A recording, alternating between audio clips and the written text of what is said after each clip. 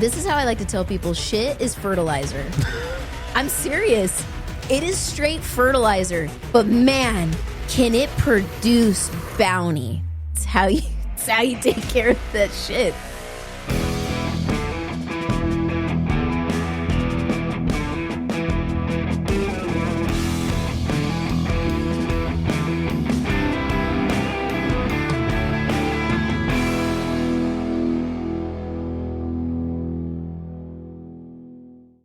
The world has spoken, my love, and they wanted to hear from you. So this is going to be a really good episode. Our last one was episode 54? 56. 56? That's close. Whatever. I think. Yeah, 56. 56. So this episode, I sit down with the wife. We are going to, since episode 100 went live, it went absolutely incredible, and we showed the world a little bit about our oldest child and what she is and who she's becoming, and such a strong follower in her faith, and just this young, incredible, blossoming young woman. And so I can't take the credit. You take some. You get a lot of credit. I'll take some credit, but everybody's like, "Oh, amazing dad," and I appreciate it, and it makes it feel incredible hearing all that. But you are the leading factor in this, in our home and in our children, and you have changed me over the years, and just been whittling away and chipping away at this old callous stone. And you've helped me become a better man and the version I am today. I owe a lot of that. I owe all of it to you, and obviously dragging me back into my faith, even though I've kicked and screamed for years. And we have a pretty incredible thing going on, and a lot of people ask, they want to hear from mom. So crazy. We want to hear mom's point of view. Let's hear from the wife, or let's hear from the person that has to deal with all of Bam's shit. So here we are. So if anybody wants to catch up on a previous episode, we go into how we met and all of the crazy fun stories of our early days and relationship. And so you can go back and catch that in episode 56. Yeah. We met while driving. So those new listening, we met while driving. Yeah. If you want to hear how that goes, revert back to the episode. But God's the artist. I'm just the apprentice, okay? So I got him the paintbrushes and all that kind of crap as he paints you. So I don't get all the credit for that, but I did intercede into that. Yes, you did. And I think that's important. That's something I want to share, because we laid in bed and I was nervous coming on again, which is so weird after Christy. Why? Just because I firmly believe that how you raise children, you set them up on the way to go, and they get a lot of credit for that. But looking back, we are very hands-on, and so I don't know. It's like that feeling of she's incredible just based on what has been planted in her and what is blossoming from that. It's been a lot of work. It's a lot of work. It's a lot. And that was a big question. Like, I had a lot of fathers reach out, and they're like, man, if there's one thing, what's the one thing that if I can do to get on track to have the relationship that you have with your daughter, what would it be? And it's a really hard question, because it's not just one thing. It goes to being able to co-parent, and we're not fighting each other. We're equally yoked in our marriage in almost every aspect. We have our differences. We argue, we fight, and we go at it, mainly over, actually, I don't even know the last time we really fought. It's over business. But when it comes to parenting, that's where we are very equally yoked, in the sense of, even if, we balance each other really well. And so there's not a good cop, bad cop to say, where kids are being able to go to mom, you're not stepping on me when I'm correcting you. That's one thing that we don't do in this house, is whenever a parent is correcting a child or giving criticism, anything what it may be, there's never the other parent. I think that's a huge thing. We see this a lot in parents, where wives or mothers will, hey, don't talk to my kid, and they're always stepping on fathers and shutting that down from a very early age with little kids. And so there's a lot. I don't even know where we get asked a lot because of our girls, and I have to preface by saying our kids aren't perfect. We don't even claim them to be. We're not perfect. But a lot of people, I'm one of those people that listens to people's stories, and I'm like, mine's different. I can't relate to that. But the truth is, everything that we do and how we've raised our kids stems from, it sounds so cliche, but something that had to die in us and then be reborn and recreated. So with that being said, you can literally change the direction of how you raise your kids because I've done it. You've done it. We've lived this. Everybody asks us how we do it. You have 2 great kids and they can interact with people. And I wish I had this secret sauce that I could give you, this secret formula, but it all stems with how you're interacting with your kid. Being intentional and about everything. A lot of people abuse that word, right? Intentional. But the truth is, it's just not being lazy as a parent. I cannot stress that enough. I have a teenager that is turning 18. She's, and I personally don't believe they're ready to enter the world at that age, personally. She still has some shaping. She still has some forging that she has to go through. But you're looking at that from a mother that has been involved in every single aspect of her life as she has grown. So a lot of people I feel would lean, oh, you don't think your kid's ready at 18? And I see where you're coming from, right? And as a dad, I want to be like, yeah, my kid's going to be ready at 18, but like, why 18? But then I also see both sides of what you're saying, because a lot of parents are like, nope, 18, they're ready to go. But if you sculpt these children from day one and you're involved in every single chapter of their life, are they ever going to be ready to leave? Well, I was a mom young. Mm-hmm. So being my decision making at 18, you see what I'm saying? Sure. So it's like, and then these kids are voting, they're able to sign a lease, all this crazy shit. And it's not a jab at the fact that I don't think there's 18-year-olds that aren't ready, because I know there are some. But what is the point of me kicking her outside the nest, learning how to fly, if I still have things that I want to teach her? Absolutely. There's no timer saying that they have to. We're the only culture here in the United States that just, bye, deuces, good luck, which is fine if that works out for everybody. But my whole thing is, why? If she's contributing to the home, if she's contributing to society, she's, you know what I mean? She's producing the podcast. She's making money there. She's interacting with guests. Why would I rush to get her out? And so I think it breaks down. A lot of parents try to compare their parenting style to what they think are parents like us that are doing a good job.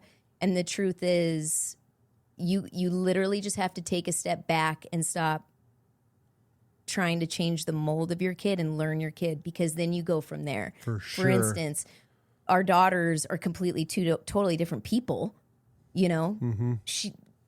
Keiki is night and day. Couldn't be more polar opposite. And for those listening, when you have kids, ours are 6 years apart, which I have a lot of people that go, I'm sorry for that. I'm like, why? I love it.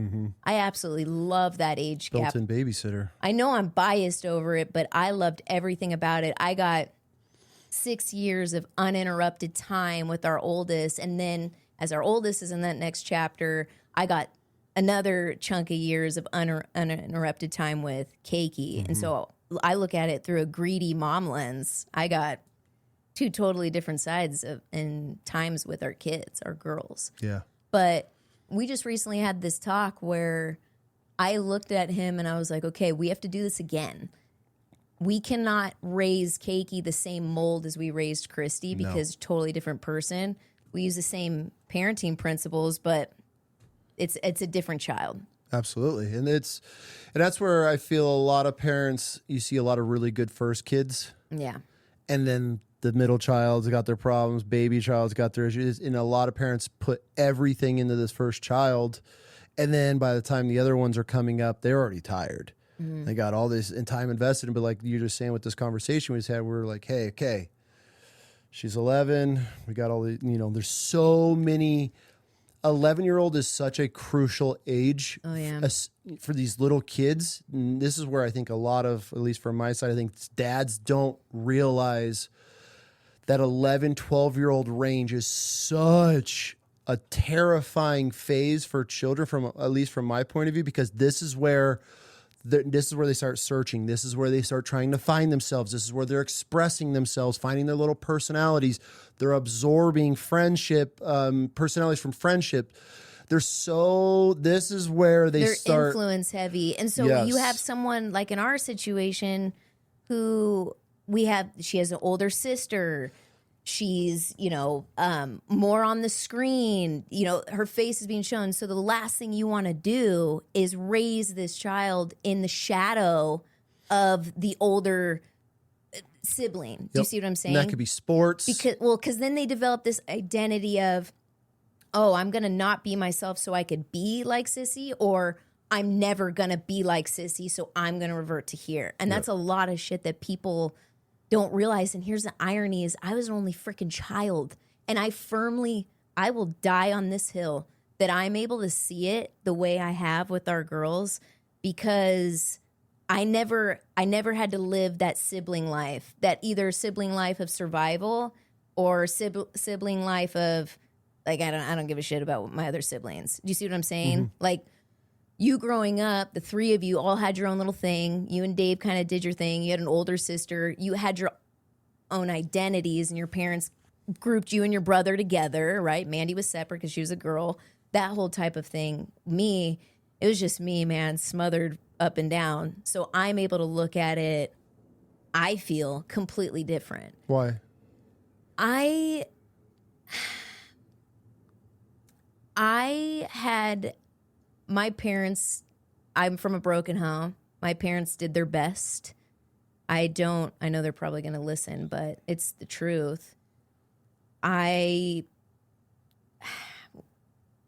was conceived on 4th of July in a Sun City motel probably on cocaine. So it's like, it wasn't this, and I'm sorry, Mom and Dad, if you're hearing this, but that's what I was told.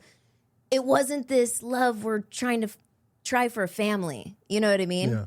And I'm not saying I was never meant to exist, because obviously I believe differently. I believe I was meant to exist, and that goes part of my whole entire testimony. But I look at things different because I grew up in a broken home, very tumultuous relationship with my parents, and I have a lot of memories with that I've had to kind of gather and navigate growing up into a young mom and then young woman and then raising 2 daughters. So I firmly believe I look at it different. And the more what a lot of moms, if you're listening, it's one of the hardest things that you'll ever do as a human, and that is truly take the time. We say this all the time. I swear, people ask us, and we have the same answer for them. And they're probably like, what the hell? They're expecting some algorithm, some formula, something, some word.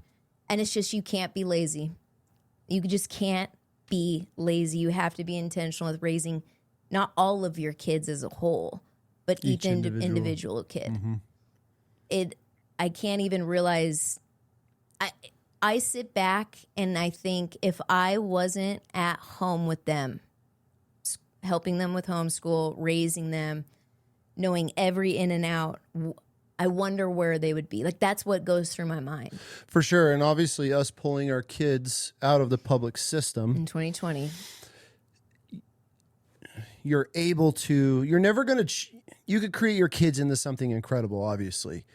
But the path that your kid picks, there's no correcting that. I mean, I'm sure there might be, but it's really hard. As far as, my kid's going to be this, we're going to be this, we're going to dominate, whatever is in your head of what your kid is going to grow up into, scratch that. I was one of those people. We're going, oh man, I'm raising this with, and then you start realizing, oh my God, this one's extremely sensitive. Oh my God, this one has no emotions and will completely flip off the world and doesn't care. Mm-hmm. So then when you have to step back and then realize, okay, this is what she's into. Maybe she is into princesses and ballerina and teddy bears and the doll, and that there's that world. And then you might have a kid that's extremely, just rough and tough or whatever it may be. But that's where, when I was with the whole girl dad thing in the early days, trying to figure out how we're going to raise these kids, you just have what I had to do, what you helped me step back and realize was, okay, this is who they are. This is their personality. But once you learn that, okay, let's start sculpting that. Let's start, okay, she's very shy here. Let's help her bring her out of the shell in these parts of things. Hey, she needs a little bit more work here. So it was really cool to be able to, during those times of the homeschool days, really learn your kids on how they think, how they process their emotions, how they learn, and then to be able to start really honing in the fine skills. And I think that's been one of our biggest advantages of being able to put out, like, I consider a top quality kid into the world that's ready, is 100% because they are not in the public system. I also feel a lot of parents mess up. And what's so crazy is it's not like I'm just this freaking savant parent that understands how it works and I have this whole book I know. That's not even it. It's what I notice because I caught myself doing it as a mom. And you almost have to like correct yourself, is most parents think that they could use that same mold, how they produced okay, Johnny turned out great. Right? I'm going to apply the same mold to it. And that is not the case. And they assume that's the biggest thing is, hey, I did it once. I could do it again. I'm just going to do the same thing I did with Johnny, right? He's going to BSU. He's going to kill it, this whole entire thing. And it's like I was having a conversation with Keiki the other day and I brought something up and she's like, well, what do you mean? And I forgot that I have to restate it and reinstill it in a different way because of how I did it with Christy is completely, it's different. I had to correct myself like a muscle memory, like what we discuss I'm starting over. I cannot assume that this child knows that X, Y, and Z is wrong or X, Y, and Z is right just because Sissy chose right. Does that make sense? Because Kennedy has a completely different mindset on how she processes things and slightly analytical, right? Like she wants to know why you tell Christy, hey, that's wrong, don't do that. And Christy's like, okay, right? And goes about the day. Kennedy goes, well, why is it wrong? Now, most people think, don't challenge me. No means no. That's how we were raised. We were raised no means no. And no does mean no. But let me explain to you why. I'm going to explain why to you I said no. And then when I do that, she's like, okay, does that make sense? She's like, she'll either be like, oh, okay, yeah, it makes sense. Or she'll be like, now I don't get it, which never happens. But a lot of these kids, and people wonder why some of these younger kids are still making these mistakes, is, well, we talked about it and I said no and I'm taking your phone away. Well, let me explain to you why I'm taking your phone away. And this is not gentle parenting. Let me be really clear. I do not believe in gentle parenting. I'm not saying I put hands on our kids. That's not the case either. But to me, there's this huge disconnect with how we were raised and why we challenged the system. And I preach this. This is going to be like my slogan if I ever have a T-shirt, is I'm not going to teach you what to think. I'm going to teach you how to think. You're going to have your own opinions one day. We tell Christy, you're going to disagree with politics with us one day, and that's fine. You may not. The biggest thing with children is majority of us are teaching our kids what to think instead of how to think. Absolutely. And it's that critical thinking. That's true survival thinking. And where we fuck up as a society is we're trying to make these kids that follow the rules and stay in the lines and be nice. But the truth is, I want to teach my children how to survive and thrive in a life and to pivot when shit gets hard and to be empathetic, to be compassionate about the world. And that is not just born with them. I don't care who you are. That shit is implanted. Well, something so huge about not teaching your kids what to think, but teaching your kids how to think is preparing them for the real world. What if you have this young daughter and she has some boss that tells her to do something and they're just going to follow along because you have just told them, okay, this is what you think. This is how everybody else thinks. This is how we've been raised in 12 years of high school. Then off to college, you've literally gone through the same phases, but instead of how we've taken the approach is, why would you do it like that? Does that make sense to you? Make that make sense to me of how you're explaining that, to be able to create that thought process of when they were in the real world and there's something, let's just use our government, wants to come out and force you to take something. Mm-hmm. Okay, go through the process. It just got developed. They're trying to force this. There's an agenda behind it. I want my kids to sit there and call me one day, hey, Dad, this doesn't make sense. Okay, well, if it doesn't make sense, what do you think? Yeah, I'm not going to follow it. Just like we had to go through. And this is where, you know, when all the pandemic and all this shit came out and you came to me, I'm like, none of it makes sense. None of it makes sense. But like, that's my big thing for when they're young adults is going into the workforce, going into the world on their own and being able to question questions, not just the earth is round and we're spinning thousands of miles through earth. Oh yeah, are we? Okay, cool. I'm going to believe that because the government tells me it's true. Everyone thinks that questioning is a form of anarchy. And if you could radicalize anything, right? Like anything could be radicalized. Absolutely. But questioning something, to me, develops the true form of intelligence, because when you hear the other side of it, that a way that you didn't quite believe in, but you hear, you're like, okay, I could understand that. Yeah. And that's how that's how we're raising these girls. It's like a lot of people, I'll give the world an example. Our 11-year-old's going through the changes, and the world is torn on when to teach them about sex and their body and this whole entire thing. Now, am I going to explain sex to my 11-year-old like I would a 17-year-old? Absolutely not.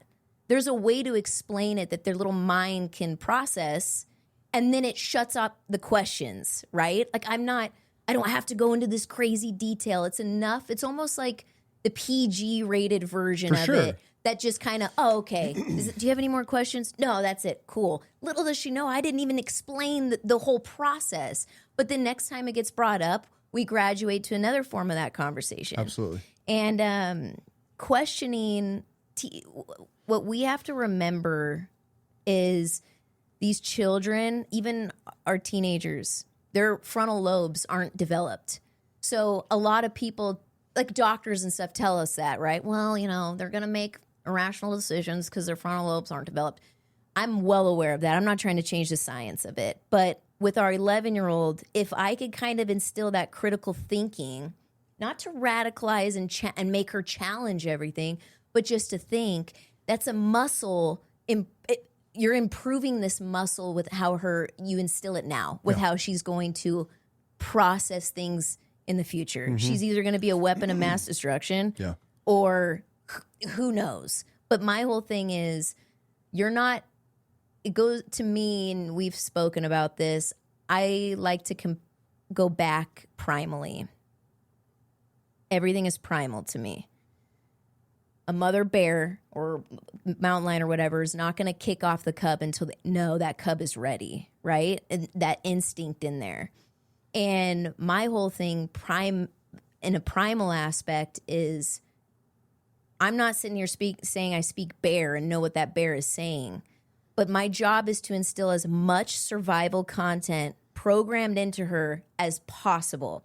It's not to live in this paranoid state. It's not to sit here and tell her to be afraid of everything. I want her to live. That's the whole point. Mm-hmm. You want to teach your children to live and enjoy, but be vigilant, be aware, think critically, right? And that is that primal aspect of, we're not going to be around.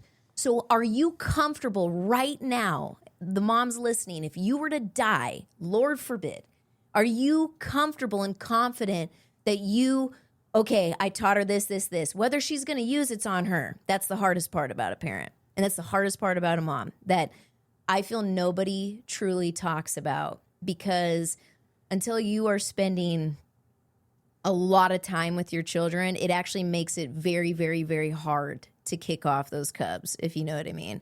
Because then you're going through the Rolodex of, well, have I taught her this? Does she know this? Yeah. You know what I mean? Mm-hmm. But it's the basics. The basics, to me, starts with critical thinking. And we're not trying to raise some freaking anarchists. Like, it's just, We might get to that. it's just thinking critically for survival aspect and for thriving aspect. We just look at these kids. They're all just clones. None of them are asking questions. None of them are thinking. They all just go through the motions. They're all depressed. They're all miserable. And you see these crowds of these kids, and it's just like, what are the parents speaking into them? What life is that kid hearing all day, every day from their parents? And they're not, because they're just shoving them off to a daycare all day until or they're a screen. Or a screen. I actually, it was dinner last night when Sis and I were in Montana. There were these two parents, and they're sitting there with their kids, not one phone, including the parents, the whole entire meal. And I actually thanked them for. I wanted them to know that, hey, here's the product. Here's the name, my soon-to-be 18-year-old, where we just sat at this dinner table for 2 hours and talked the whole entire time. Do not give in to the electronics, because the parents that are giving into the electronics, especially these parents that are sitting at a dinner table and all the kids just start pulling, you're fucking lazy. You are an absolute lazy parent. I'll die on that hill. There is no excuse for your children to sit at a dinner table with you and not even be interacting. And if they're bored, then they're bored. Children should be bored. How many times, look at our youngest. She got it from mixing her food at the end of the night. You got some mashed potatoes. She's got green peas in there. And she's building this castle. I would rather my kid be sitting at the dinner table playing with her food than scrolling at 7, 8, 9, 10 years old, because you're too fucking lazy to entertain your child. And meanwhile, you and your wife aren't even speaking at a table. What are we even doing as a society at this point? It's crazy, because if I take everything, I'm going to put this in perspective. If I take everything that you love about me, right? Mm-hmm. Some of your favorite parts about me, and I split them in half. Most of those parts were developed with me as a child being extremely fucking bored. Mm-hmm. I was an only child. I played soccer. I was in karate and stuff like that, but not to the level that we pushed our kids, right? Yeah. I was extremely bored. Had no siblings, lived in an apartment. My mom was a single mom. She would have to take me everywhere, right? So I had to learn to entertain myself really fast. And at the time, you don't know any different. And that's where these parents, it's almost like these millennial parents where I look at them and I'm like, we didn't have phones. You survived. Like, what did you do to survive? And I think a lot of these parents give the screens to these the toddler thing is heartbreaking to me, because you have no idea what you are doing to that child and then how it's just going to get worse from then on out. But then these 11-year-olds that you're putting a phone in their hands, and we all know how we feel about that. And to me, it's a really, really, really dangerous game long-term than your short-term, temporary moment of silence. Well, yeah, that 100%. We were at, Kennedy and I are in a waiting room, and we're sitting there, and, you see these moms, the kids lean over, and they want to watch something on the phone. And there's this, and I'm going to relate with the audience right now, there's this immediate human flesh part of me where I'm like, oh, we could watch something together, right?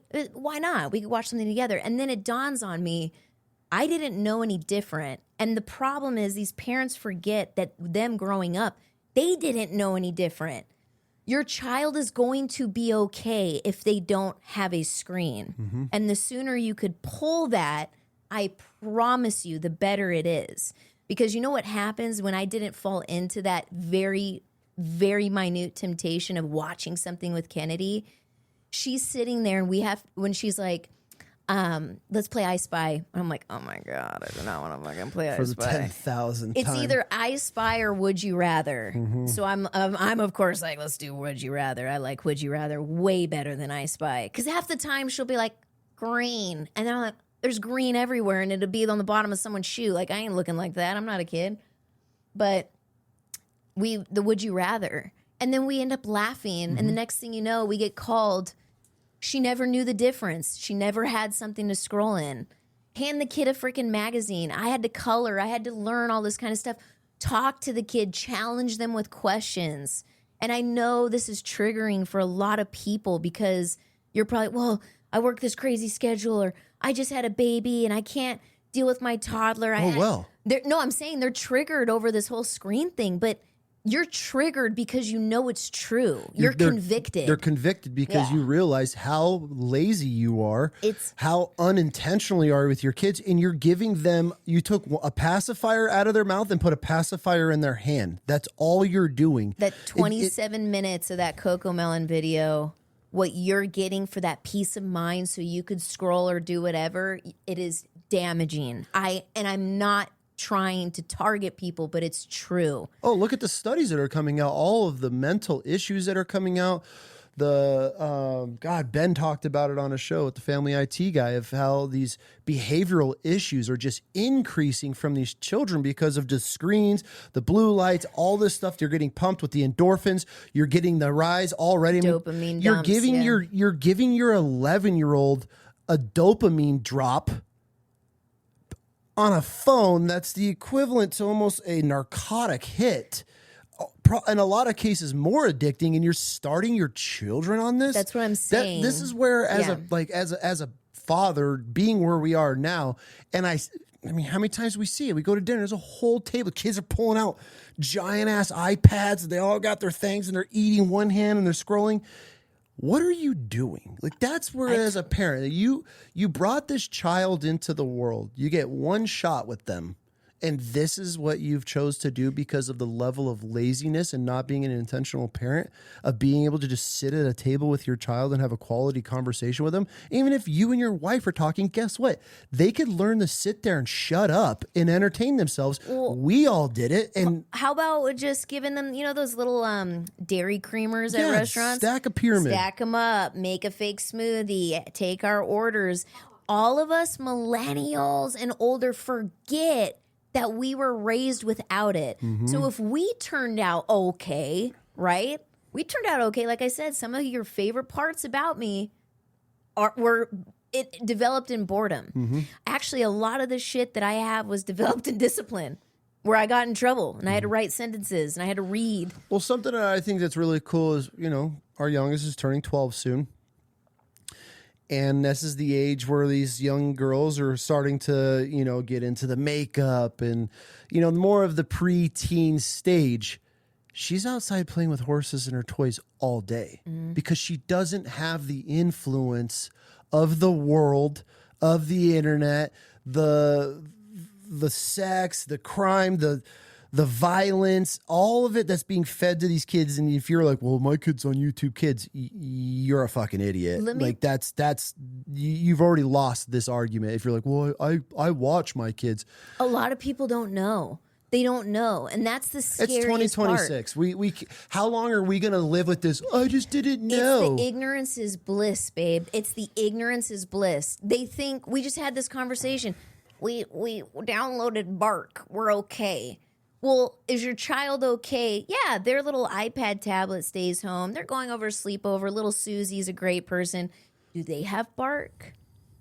We don't know, right? And for those wondering, Bark is this platform. Does their 17-year-old brother that the parents don't watch anything have it on his phone that they're using? I think a lot of it is, once again, I'm going back to primal. We get lazy, we get complacent in society as parents, and we think it's not going to happen to our kid. Mm-hmm. It's not going to.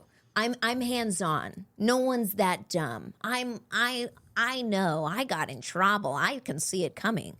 The craziest thing is I freaking like Rapunzel rappelling out of a freaking apartment window, younger than Christy, and my mom didn't catch me until I didn't come back home. My mom probably could have put money. I would have never have done that because I made it back in every time.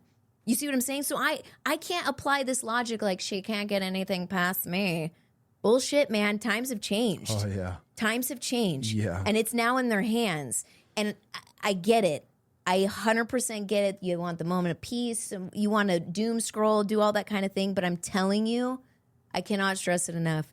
Your short-term relief is taking a cost long term on those children, and you could change it now. It's going to suck, but you have to do it. You have to. If you want to start having children that you have a true relationship with, there's no need for your kids to be on any electronics. Let me put this in perspective, okay? So I'm going to compare me to our youngest, who's gonna be 12 soon. So I was about a year older than her. Now she's not in school. I was in school. At 13, I was still playing with Barbies, but no one knew about it. Now, when I say playing with Barbies, I wasn't like, hi, Ken, hi, Barbie. It wasn't like that, but I'd dress them up. I'd love styling everything. Barbies were life. There's no way in hell I was telling that to people in middle school. In middle school, my identity was formed around the fact that I hadn't started my period. I was a late bloomer, but all my friends had. I wanted to fit in. So here I am secretly playing with Barbies and then lying that I started my period. Like, what the hell? Right? Mm. Well, now looking at it, I look at our youngest who, I said this in our first one, you almost preserve them in time. For sure. They're almost, and it's not in a way that people, like how we used to think homeschool kids are weird. It's different. It's, no offense, but it's reversed. Kennedy can have a full-blown conversation with neighbors, sell bread, get raking jobs, negotiate with business with her little raking. We'll pay you $10 for the front yard and $10 for the back. She's like, actually, it's $20 for the front yard, $20 for the backyard. And they're like, oh, okay. Yeah. Like, this is coming from a 10, 11-year-old girl. And here she's outside of that influence. And here she has no shame playing in the front yard, her horses. You know what I mean? That's one of the biggest things. One of the greatest things that I have picked up on from homeschooling and our kids being out of the public system is that you almost put a time capsule. You get time back. You get a lot of time back. You put this time capsule around them because they're not evolving with the trends and the fads and everything that's going on in their class with them. And the girls, like you're saying, wanting to be cool, lying to fit in. Mm-hmm. You just have this innocent child that's living in their own little world. Granted, socializing how all the ways we do, but there's no pressure, and they're not seeing and hearing all the vulgar, just horrible shit that these kids are into and looking at and searching all day, every day, and bringing to the classroom with them.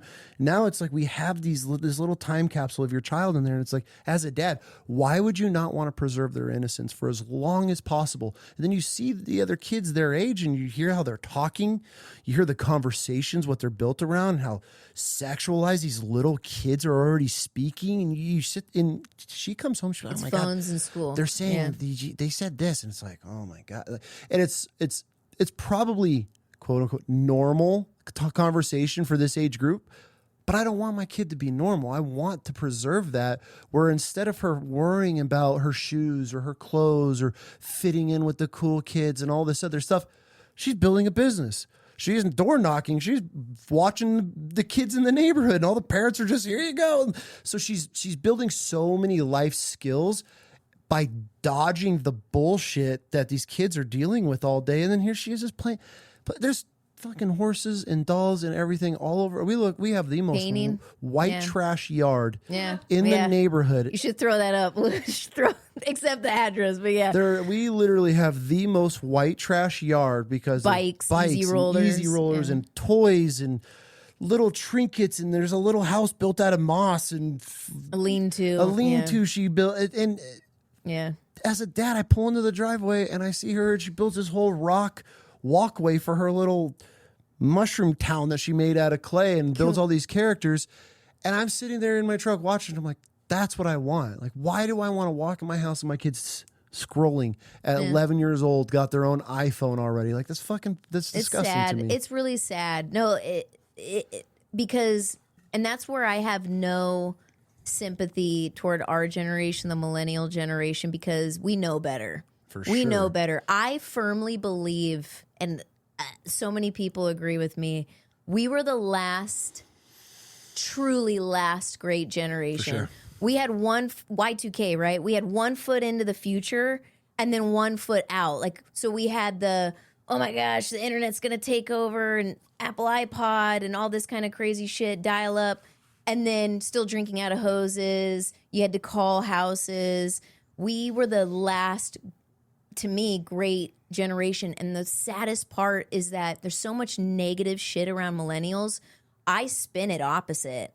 I'm sitting here going, us millennial parents are so dumb because we know better. The boomer generation, I feel bad for them. They were the most lied to generation, right? Here we are, like I said, one foot on each side of the generations. We know better. We We're should just be lazy. better. We're lazy. But that's what I'm trying to say. The millennial generation is one of the most laziest generation. We want to blame these young kids, but it's like here This is what I want to tell if the other millennials. I want to be like, you fell for it. For You know sure. what I mean? Like you fell for it because I have never once been felt comfortable to be like here and prop this up. When I see other people do it, I'm always like, please don't. especially in a stroller. Please You got a kid in a don't. stroller holding an iPad at 1, 2 years old. They don't know any different. These kids don't know any different.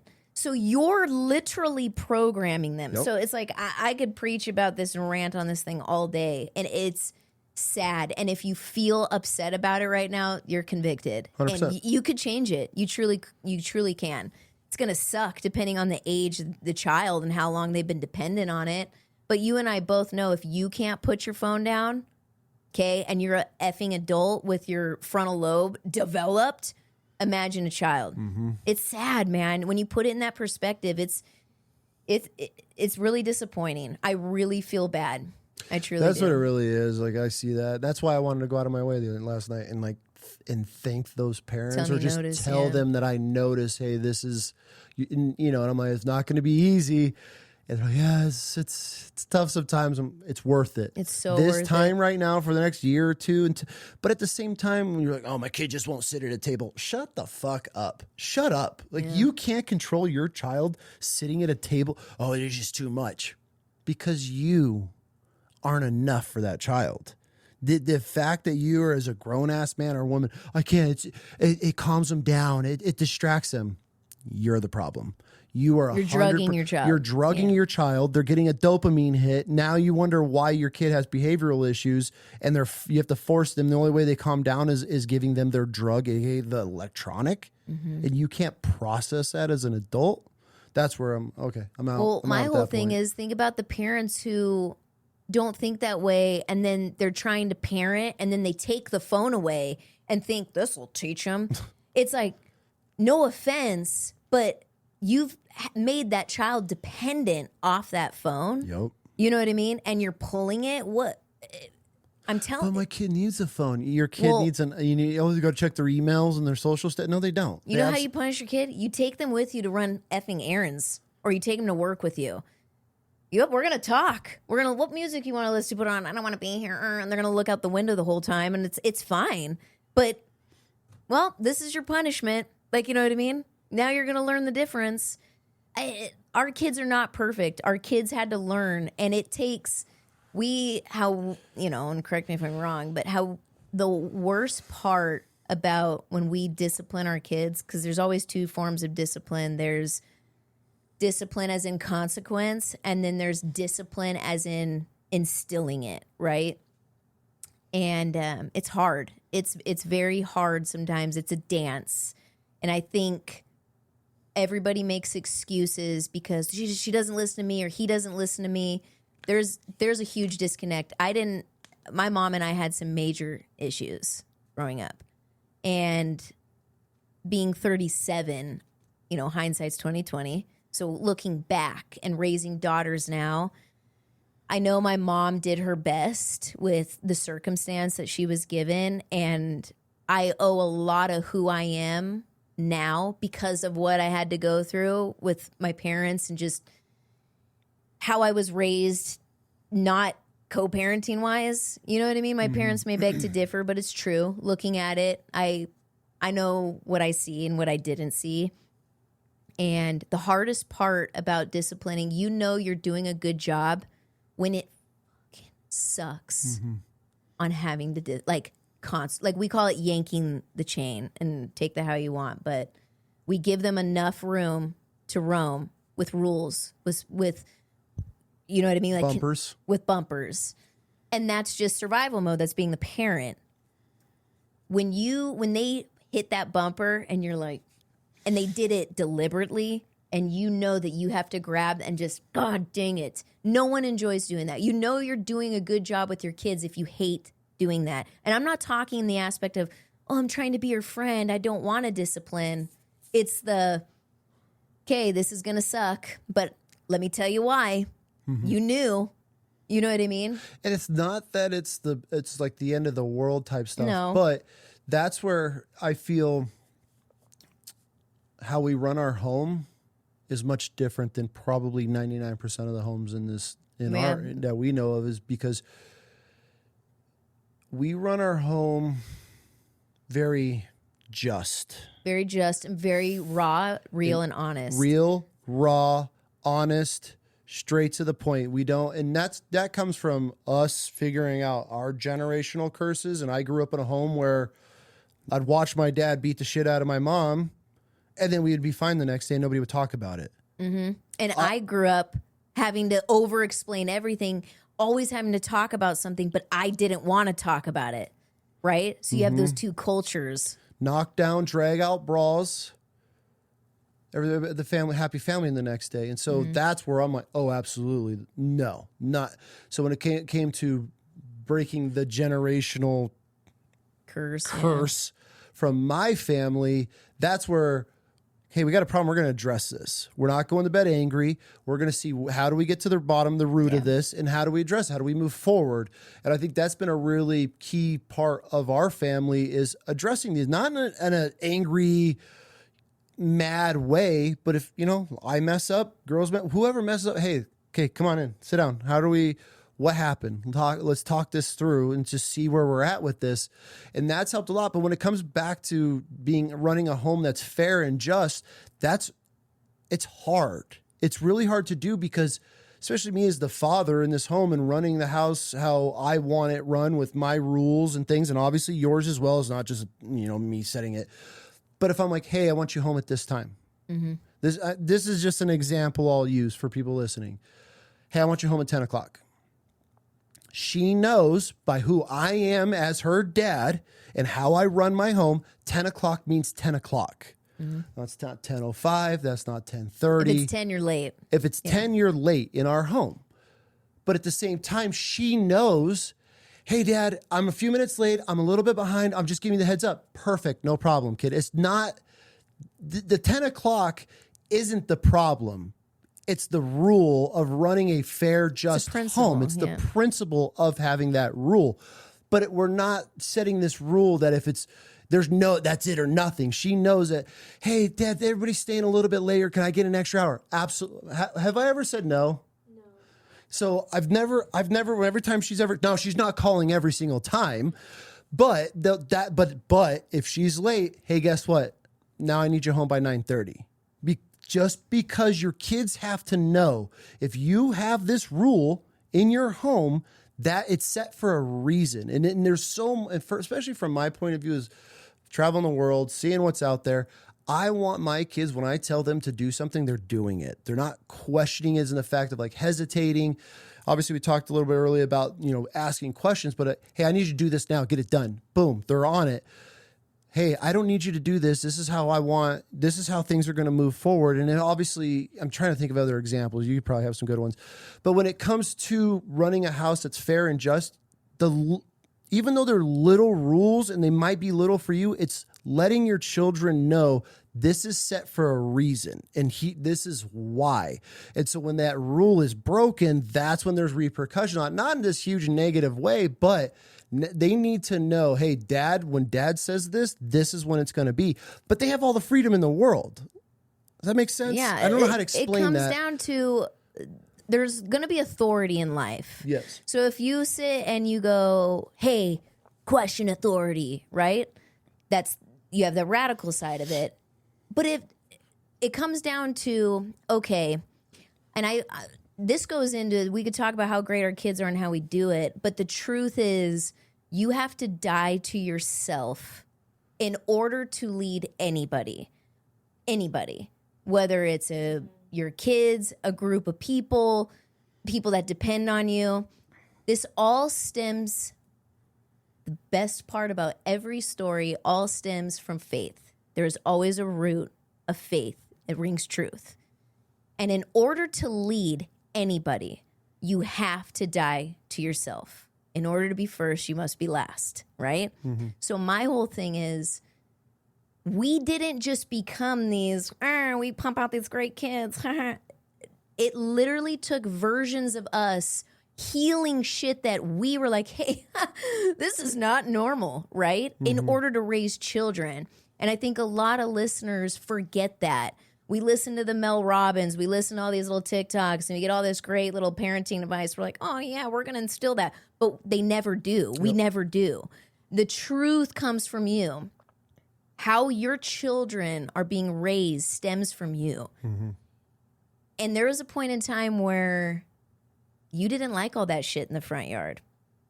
And that's the truth. And I think that's where a lot of people need to hear the versions that we always talk about. Oh, I'd get irritated. That you had to die to. And that stems from that generational curses of a lot of dads.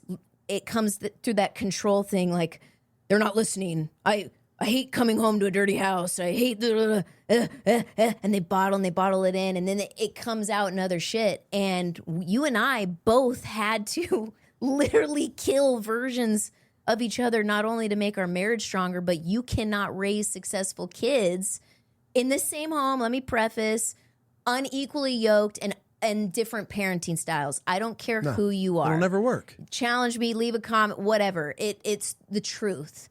I've lived it on the other side as being from a divorce home. I had a dad,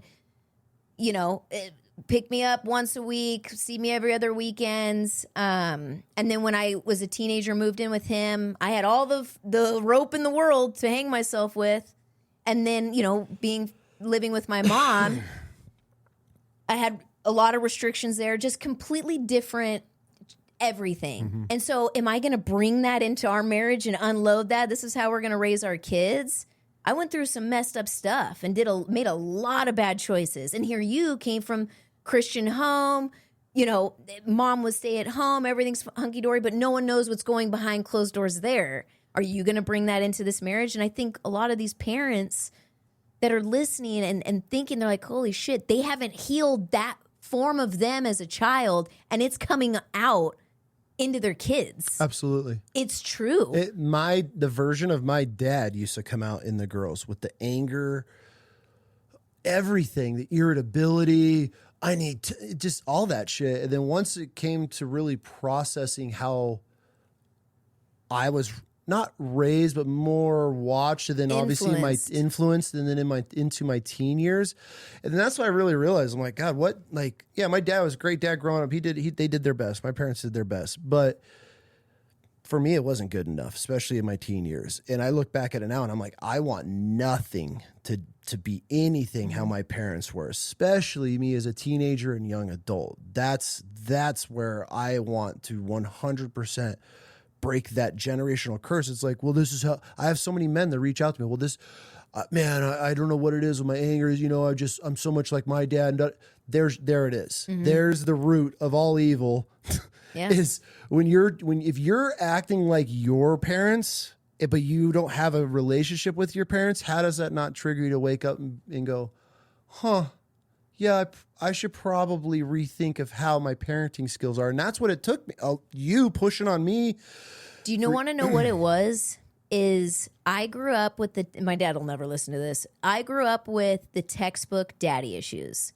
I was raised on my dad's side, very independent. You need to never depend on a man. I was part of the boss babe movement. Gross. Right? Like I was. That's why I feel so passionate about how I am now. And I'm not sitting here saying I'm trad wife. That has nothing to do with it. I was raised literally in my younger years, boss babe movement. Be an independent female. Travel the world. Don't settle down. Date as many as you. This is coming from my dad, right? This is coming from my dad. Yeah. I was radicalized. My mom was a lot. I was anarchy toward my mom, right? There was a disconnect there. And looking back, my dad, the epitome of daddy issues. Now, one would argue, well, your dad did his best. He was working. He worked out of the city, and that's not his fault. you could bend that as many different ways as you want, but when you really break it down and when you're truly like awoken to childhood trauma and stuff that you had to navigate through in order to be a better wife and parent now, is my dad never once ever told me I was beautiful or ever said he was proud of me. Ever. I'm proud of you, and I think you're pretty beautiful. Thank you. And thank you. I would literally challenge that now. Like if my dad were to leave a comment, that's not true. So this is what I'm trying to get at, is I take that and I'm like, oh, that's really weird. I didn't notice that until now. Hey, you're treating your daughters like sons. They're not sons, right? Mm-hmm. It's really important with that masculine energy to bring out that feminine energy in two totally different ways, because we have two totally different girls on how they bring it out. There's like this science, chemical science behind it. So what I'm trying to say is my scar and my generational curse, what most of society is like, I'm daddy issues, that's why I do OnlyFans. That to me is just no jab at anybody doing OnlyFans, but that's just the Band-Aid to what you haven't healed. For sure. And my whole thing is, I took that trauma wound, which didn't bother me growing up that I thought, that I see now, and I have to sit here and go, okay, all this scarring is in vain if I don't correct what you're doing now and how it'll pose to them. Absolutely. And it seems and may sound messy, but it's not. You truly can heal a part of you, no matter what it was, through how you raise your kids. Because I make the joke that Christy is who I always wanted to be. Kennedy's who I never got to be. Mm-hmm. Two totally different people, two totally different versions of myself. And you're able to give that to them now. I will get scarred all day. I will go back in time, live, walk the same shit I went through, get those scars if I have this same outcome. For sure. So you're able to turn it for good.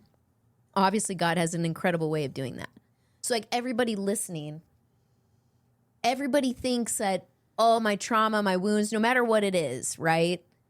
It could be made for good through how you raise your kids, and you could change that. Mm-hmm. It's incredible. You could even use it on how to make your spouse the best version of your spouse.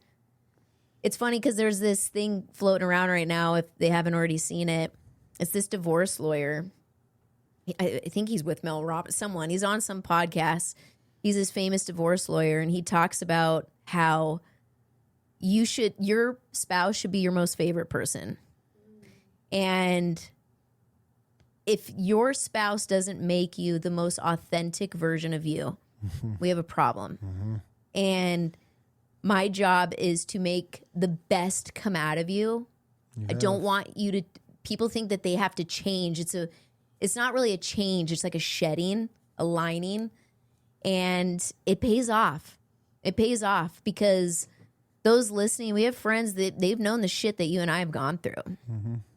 We have married, killed, divorced, 4 to 5 different versions of each other, and man, there's fruit at the end of it. That is the hope I want to leave listeners with that. They have to make the want to change, though. The word intentional.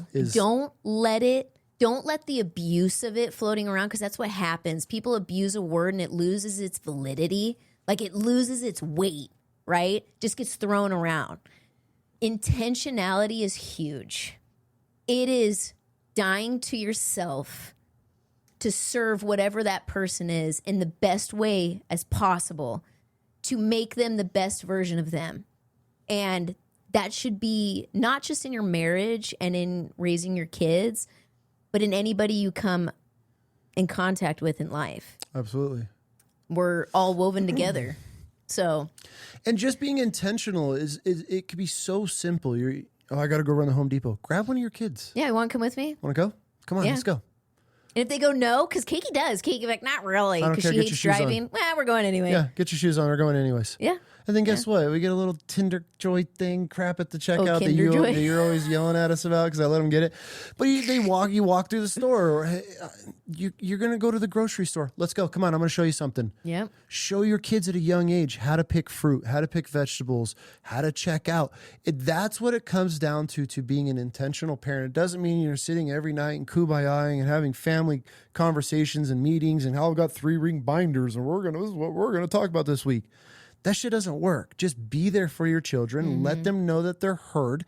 Let them speak their voice and just be there for them. Just be in their life. But now with technology and everything that's going on is like you have these other people that just live in your home and you're just feeding them for 18 years and then off they go. And it's so bizarre to me. But just being intentional is the biggest thing that you can do to raise incredible kids. It's just show them what you know. Take them places. It's the more, to me, the quality of life, because the more your children enjoy that, because they do. These kids, on the contrary, some people may be like, I disagree.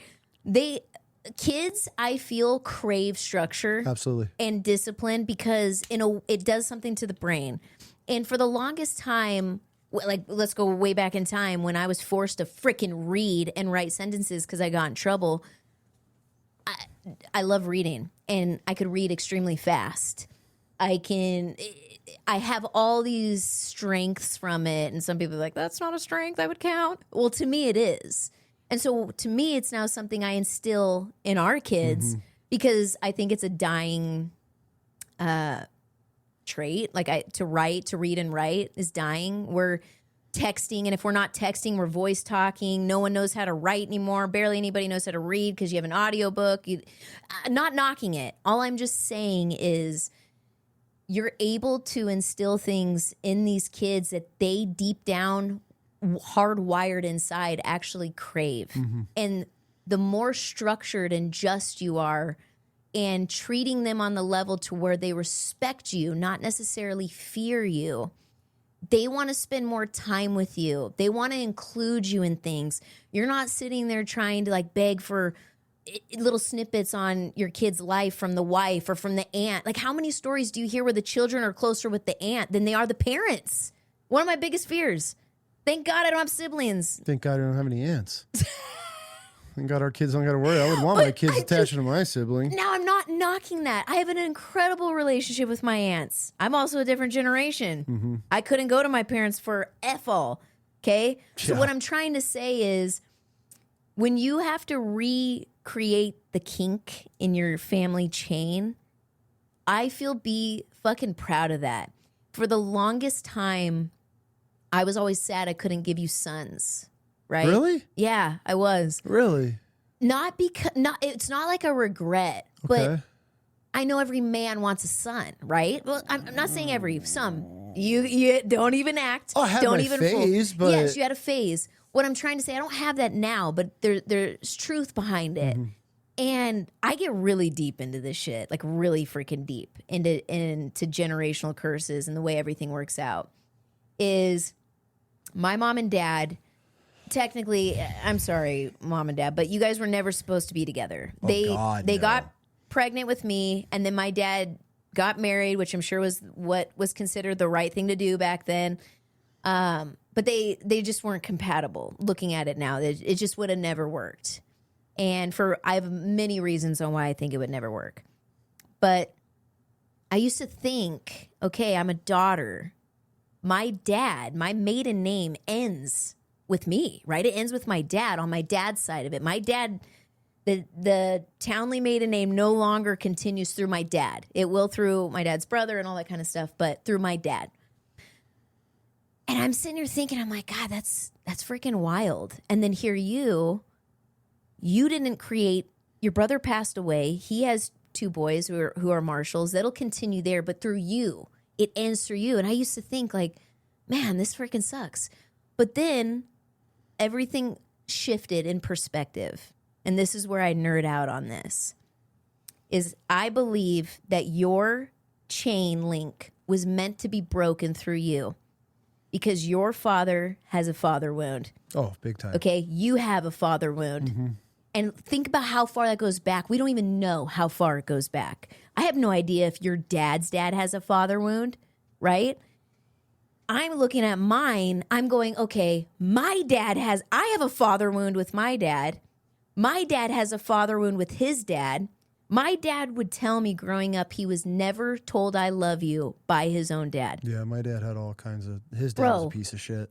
When you really break down, there's no excuses there. It's almost so in your face where you're like, huh, shit, starts with me. There it is. You are literally, and this is how a redeeming God works, is he looks at you on your side and he's like, you know what?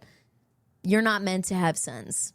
You're going to have daughters, and they're going to change from there. It's like a blank slate. Mm-hmm. And some people, depending on your perception, may look at that bad, but to me, I look at it absolutely beautiful, because you and I get to be the chain breakers with that, and then watch where our girls roll with it, because they're going to get married, take on a name, they're going to mesh their culture with their man's culture, and then grow something. Absolutely.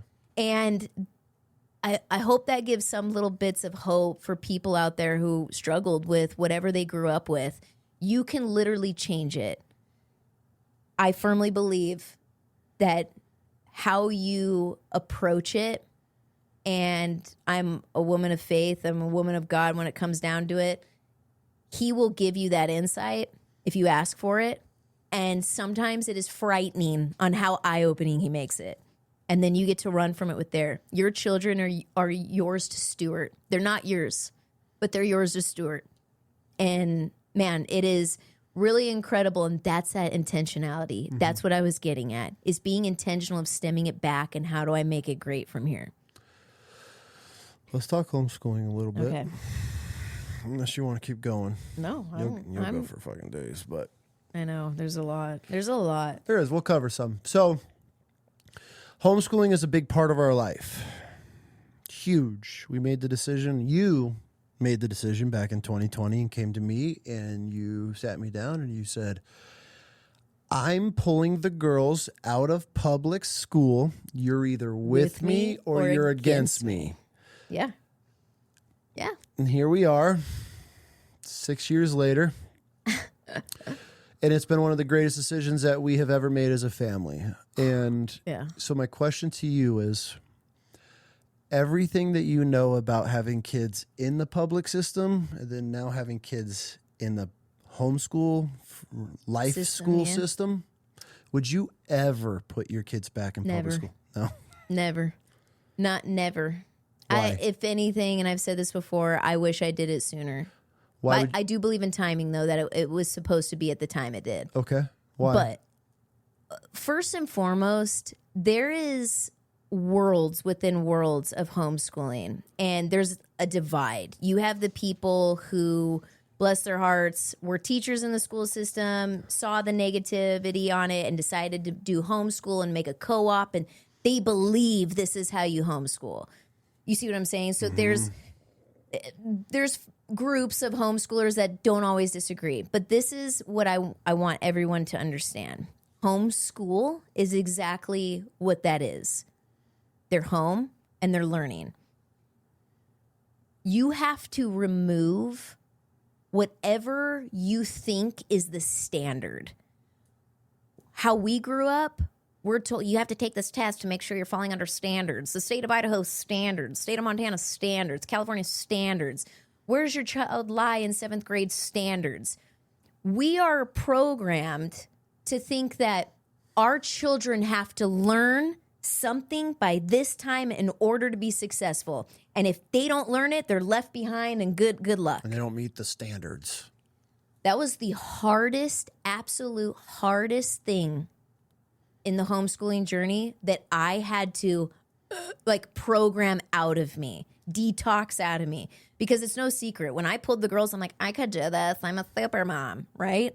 And then next thing you know, I'm like, what the fuck? Yeah, I'm trying to teach 2 months in, you're like, I don't think we can do this. Oh, dude, wrecked. I'm trying to teach a 7th grader and then a 1st grader. I'm like, okay, guys, you're working on the, okay, well, what time is it? It's 2:00. Shit, we're 30 minutes late on math.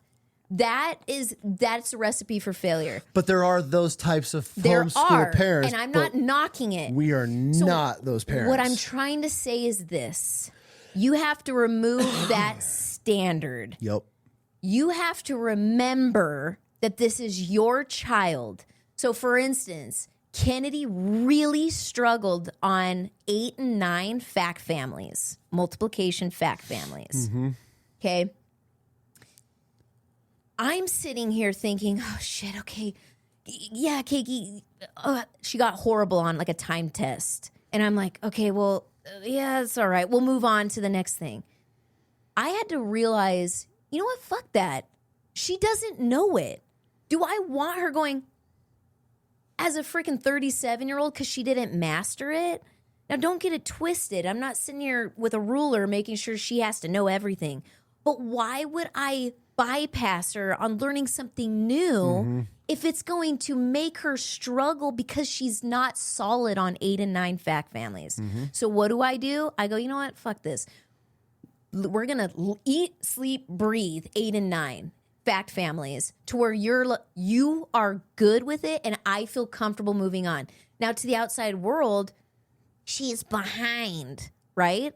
To the standard. To the state standard, to the federal standard, to a standard of people who have never met my child telling me that she's not smart enough to move on to it. You want to see me lose it? Have a group of people who have never met my child making standards for my child. Now, argue all you want with it. It's the truth.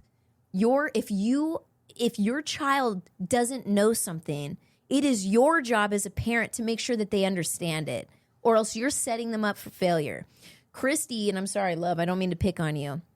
Christy was in the system till 7th grade. Okay, so when I got her, she was on the struggle bus for Algebra 1. Okay, for Algebra 1. Some people get it, some people don't. That doesn't mean you're dumb, and that doesn't mean you're smart. So I'm sitting here pulling my hair out because I don't understand how she doesn't get it. It's algebra's rules, right? It's a set of rules. Math is a set of rules. I had to literally rewire her, go back in time and figure out where did it blip in her brain, or where did they skip her ahead? Where's the missing link? To where we lost her, right? We lost her on where was the disconnect? And that was the biggest eye opener for me. So then when I had Kennedy roll around with advancing in math, I'm like, oh yeah, we are not going to learn anything new until you understand it. Which is crazy because obviously our little one's an Excelis, and that program will not let the kids move on till they... Yeah, it'll keep feeding the same stuff to that child and help videos until they understand it. Now, this isn't a fire... Depending on your child, Excelis is a fire and forget, okay?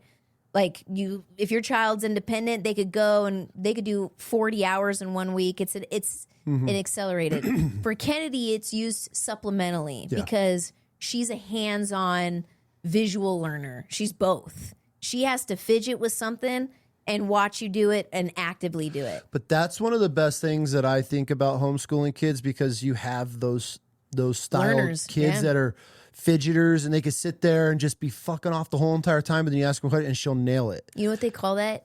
ADD or ADHD. Okay, 100%. Okay, in school. But in life, I even hate homeschool. I think we need to change the term to life schooling, because that's where I think we are more life schoolers for our kids.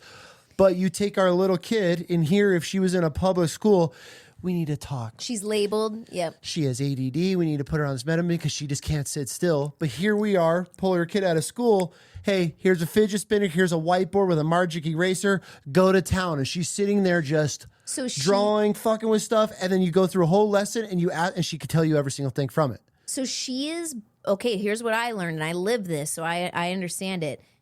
There's a time where I was teaching her and I'm like, pay attention. You know what I mean?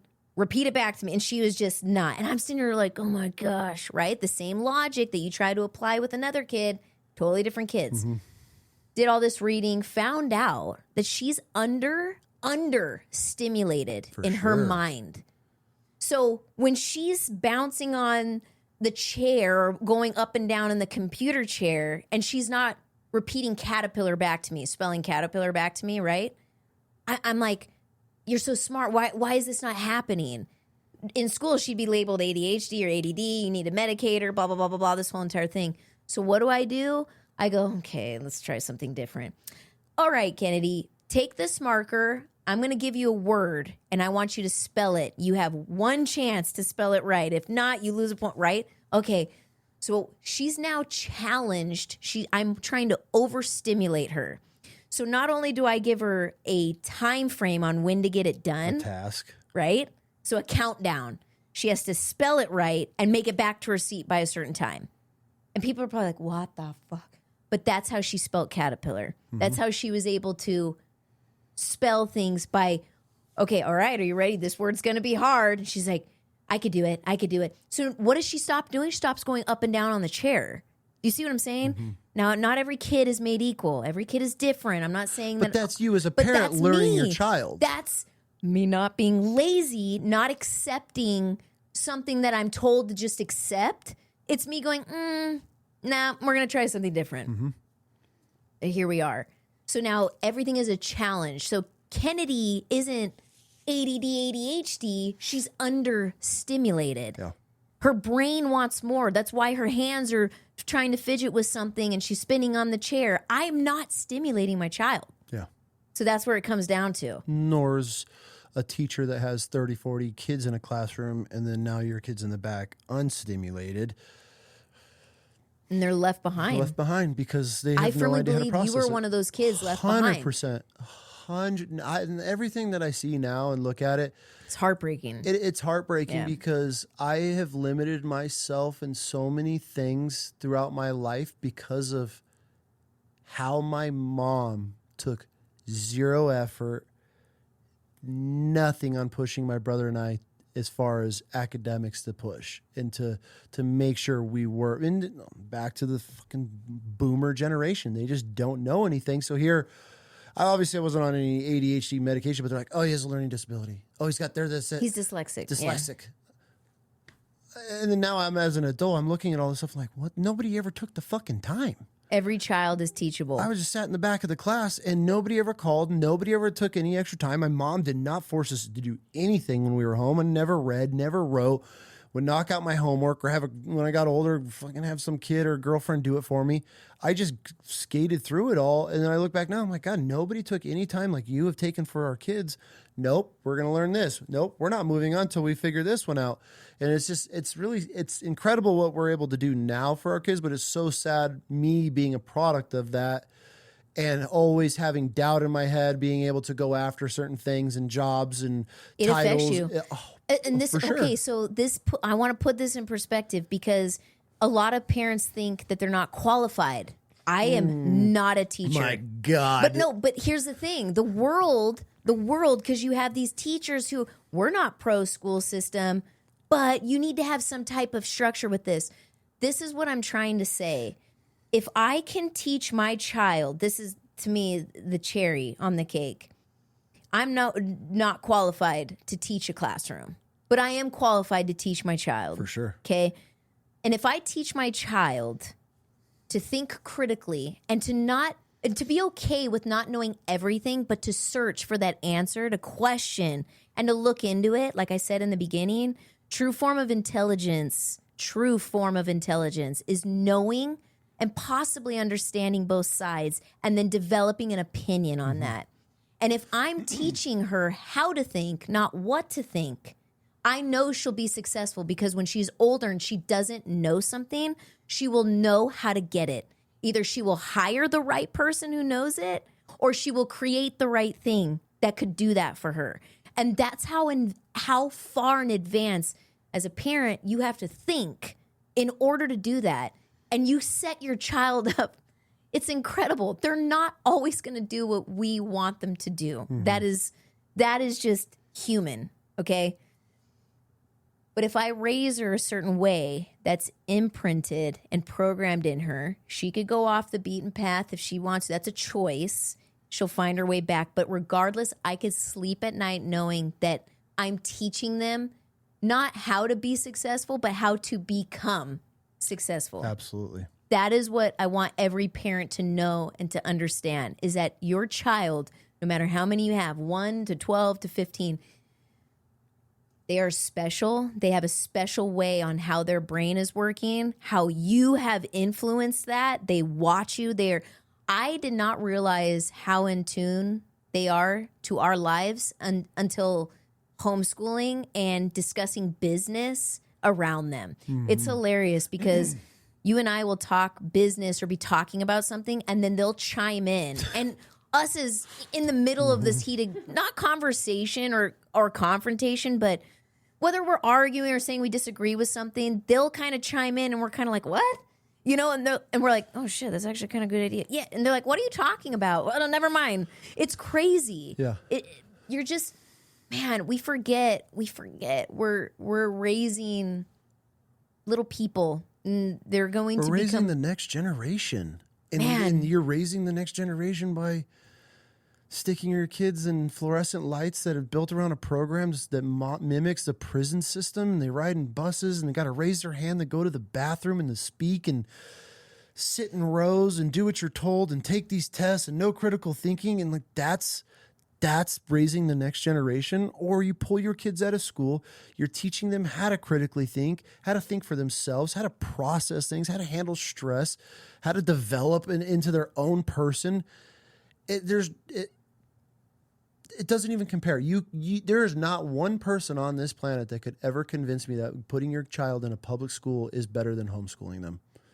There's nothing. There's nothing on this planet that would ever convince me otherwise. Just because of the product that we are putting out from our children since getting out of the system, and then being able to watch their peers still in the system and seeing how this is your children, and we went homeschool. Phew, and then all the rest just stay. It's just this cookie cutter every year.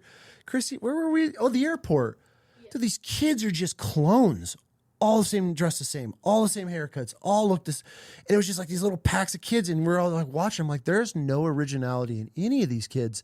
And so the fact that you just be able to branch out into so many different ways of their own style, their personality, what they're into, their own fads and trends and all this stuff. You're not keeping up with the Joneses. It's like I said, it's the greatest decision that we have ever come up with. And this is something too. I mean, this is a big question I get. How do you do it? Like how do you teach your kids? That's the secret sauce. You get to raise your kids however you want. Now, if you're the parents who are like, we're up at 8 o'clock, we're going to be on school by 9 o'clock, we're going to have breakfast at 8:30, and then this is this and this and this and this. Keep them in school. I mean, if it works for you, it works for you. We're not those people. The fucking girls might go 3 or 4 days without doing any school, but we might be on the road. We might be working on a project. If they want us, this is one of those things that I'm so glad that our kids are able to do, and that's sleep in. A lot of people think that their teenagers are sleeping in because they're lazy. And granted, a lot of them are, because you have let your kid have their phone in their room all night and they're up till 3 or 4 o'clock in the morning. Then they got to be up for school, and they're sitting in classroom exhausted all day, and they're eating dog shit food at the public school system. And they come home and they crash. Yes, I get all that.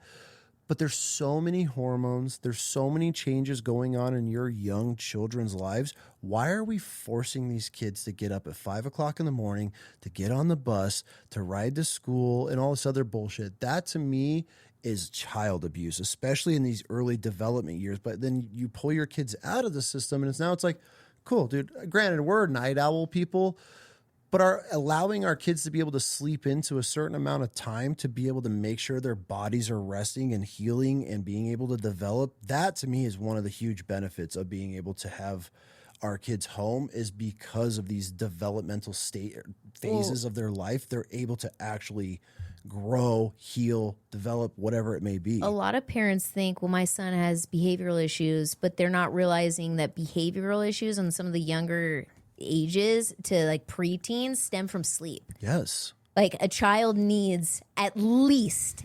10 hours of sleep. Now, I could relate to parents out there. There's a certain time where mom is closed unless you are throwing up, feeling like you're dying, something. our kids are old enough to, I could do that. But it's very sad because you have a lot of these preteens and even younger who are like, hey, go to bed. And they're like, yeah, good night. And they're either playing video games or they're scrolling or they're watching TV or whatever it is.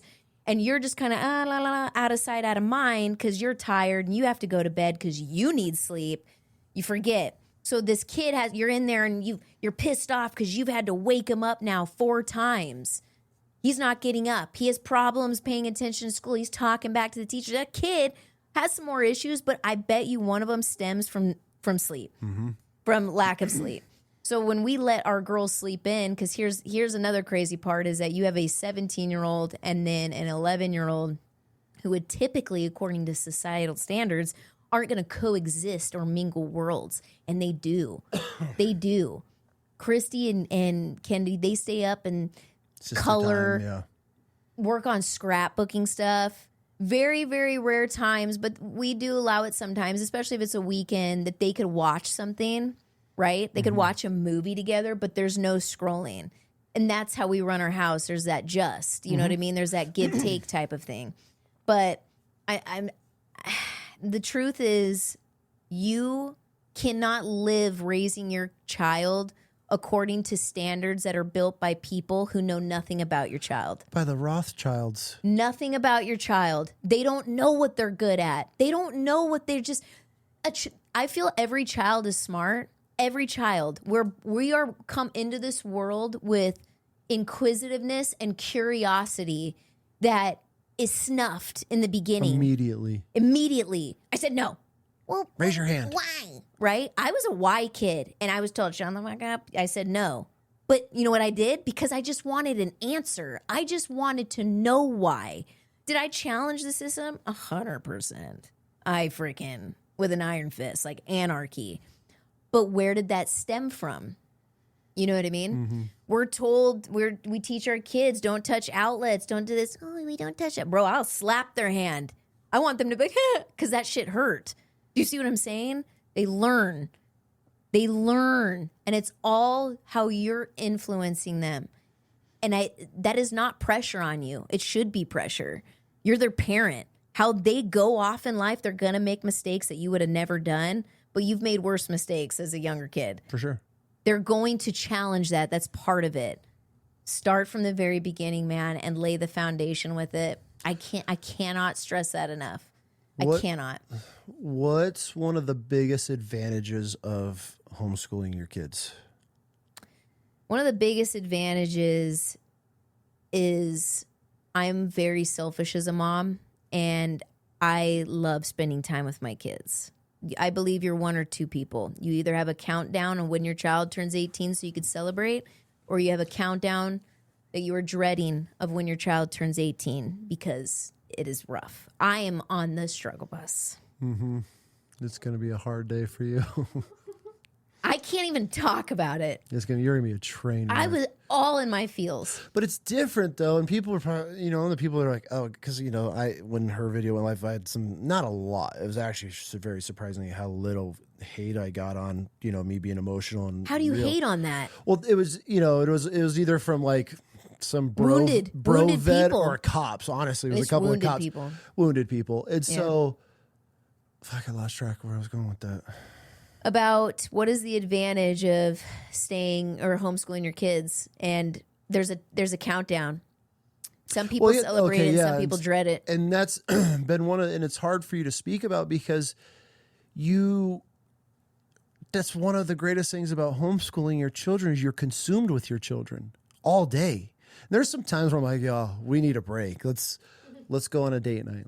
I need out of here. And that happens, and it's completely natural because it's just, I need my wife time. For sure. I need my one-on-one, get the fucking kids out of the house for a little bit. Yeah. I need some mama time, which is more than healthy. But the shitty part about homeschooling your kids and then being around 24/7 in your shit, always there, is that becomes part of your life. And then you start realizing, oh, fuck, dude, we got a 17-year-old about to be 18. Like, how is this house going to function without her? But that's if she was leaving. And so this is, to me, I feel a lot of people don't talk about it. I would like to assume, this is an assumption, that majority of people who have kids wanted to have kids. That's the assumption, right? Whether that's the truth, you could try to fit that as whatever size box you want. I want to assume that anybody who has children wanted to have a family, wanted to have kids. I feel with everything that I've gone through, you've gone through, we've gone through together, is nobody discusses what being truly involved in your kid's life. There's a huge cost. Mm-hmm. There is a cost that you are never prepared for. Mm-hmm. And I am so sometimes stuck in my routine and world with them that thinking and remembering that I'm going to be their past and not their future is difficult. Mm-hmm. But that's my job, is to make sure that when she does fly, I could count that she'll be good, right? And she knows that mom is always home. But the cost that it comes with is accepting that, holy shit, this is temporary. Our kids, we have them for a temporary amount of time that we have to steward them, take care of them, nurture them, fill them with empathy and compassion that the world needs before we set them out to go and duplicate that. And I've told you this a million times, but anybody that asks me, I try to tell them, I'm like, you have to remember that us women, we are the hands that rock the cradle of the future, and the men are the ones who build it. So it's like there's this cohesive, synchronized dancing in a way with parenting, and it takes fucking effort. It takes effort.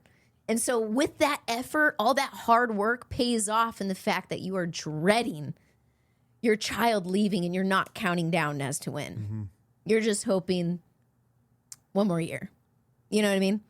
Because when the time comes where I know that Christy feels confident that she wants to leave, I will have this piece that she is ready. You know what I mean? And that's my job as a mom.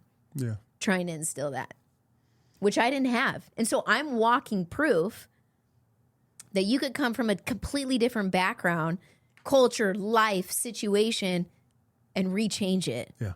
It just takes effort. And when that shit gets hard, you don't quit. Mm-mm. You're a fucking mom. Overstimulation's a real thing in the mom world. I catch myself getting overstimulated, believe it or not, when I'm in my luteal phase of my cycle. And again, there's chemical science behind that. That's just how we're wired. Testosterone's peaking, you know what I mean? Like everything kind of just irritates. For the moms who are like, I have to get away from my kids. I just have to get away from my husband. To me, I would ask, there's something rooted there. Either, not trying to offend anybody, but either you weren't ready to have kids or didn't want to have kids, or there's some type of disconnect. Because any time where I'm like, I just need to get out of here, I've never had that. And this is honest, real talk. The only time where I was like, I need to get out of here was when I was breastfeeding and all I wanted to do was go and tan. I remember that. All I wanted to do was just go and tan. I just wanted to feel good about myself. But there's that root. I was not feeling good about myself. Mm-hmm. So that's what I'm saying. Every disconnect has a root. Think about what the term disconnect means. Yeah. The other side of it isn't matching. There's something off. And so I think that those women that feel that, you either need to have a really raw, real conversation with your partner, spouse, significant other in regards to why you feel this way. I'm the last person to ever say, like, go get medicated. You just need to kind of stem, where is this coming from? And there's a lot of it. And I think a lot of that movement, that overwhelmed mom movement, comes from a disconnect either with the husband or her situation.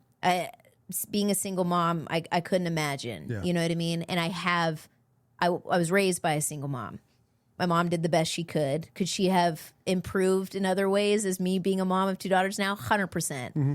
At the same time, that generation was just pumped full of bullshit. And I think looking back, Could she have done better? Yes. Everything takes effort, every single thing in life. If you are making more of an effort at your job or more of an effort making money than you are spending that time at home, good luck, man.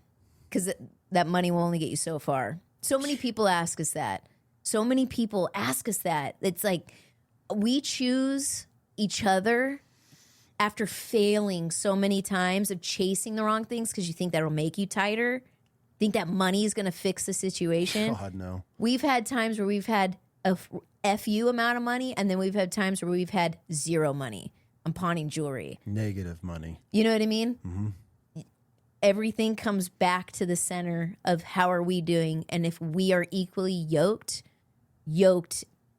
together in life on leading our kids, I feel that's where it's at. I feel the majority of families are not equally yoked. 100%. I don't know how many I could probably count on one hand of how many I think might be yoked. And that comes down to so many things as far as discipline, teaching. Prayers. I can say this with the utmost pure confidence. The entire internet could come after me and I'm okay with it. I have lived unequally yoked with you. Yeah. I've had times where I'm like, this is not going to work. We're not going to make it. We're not going to make it.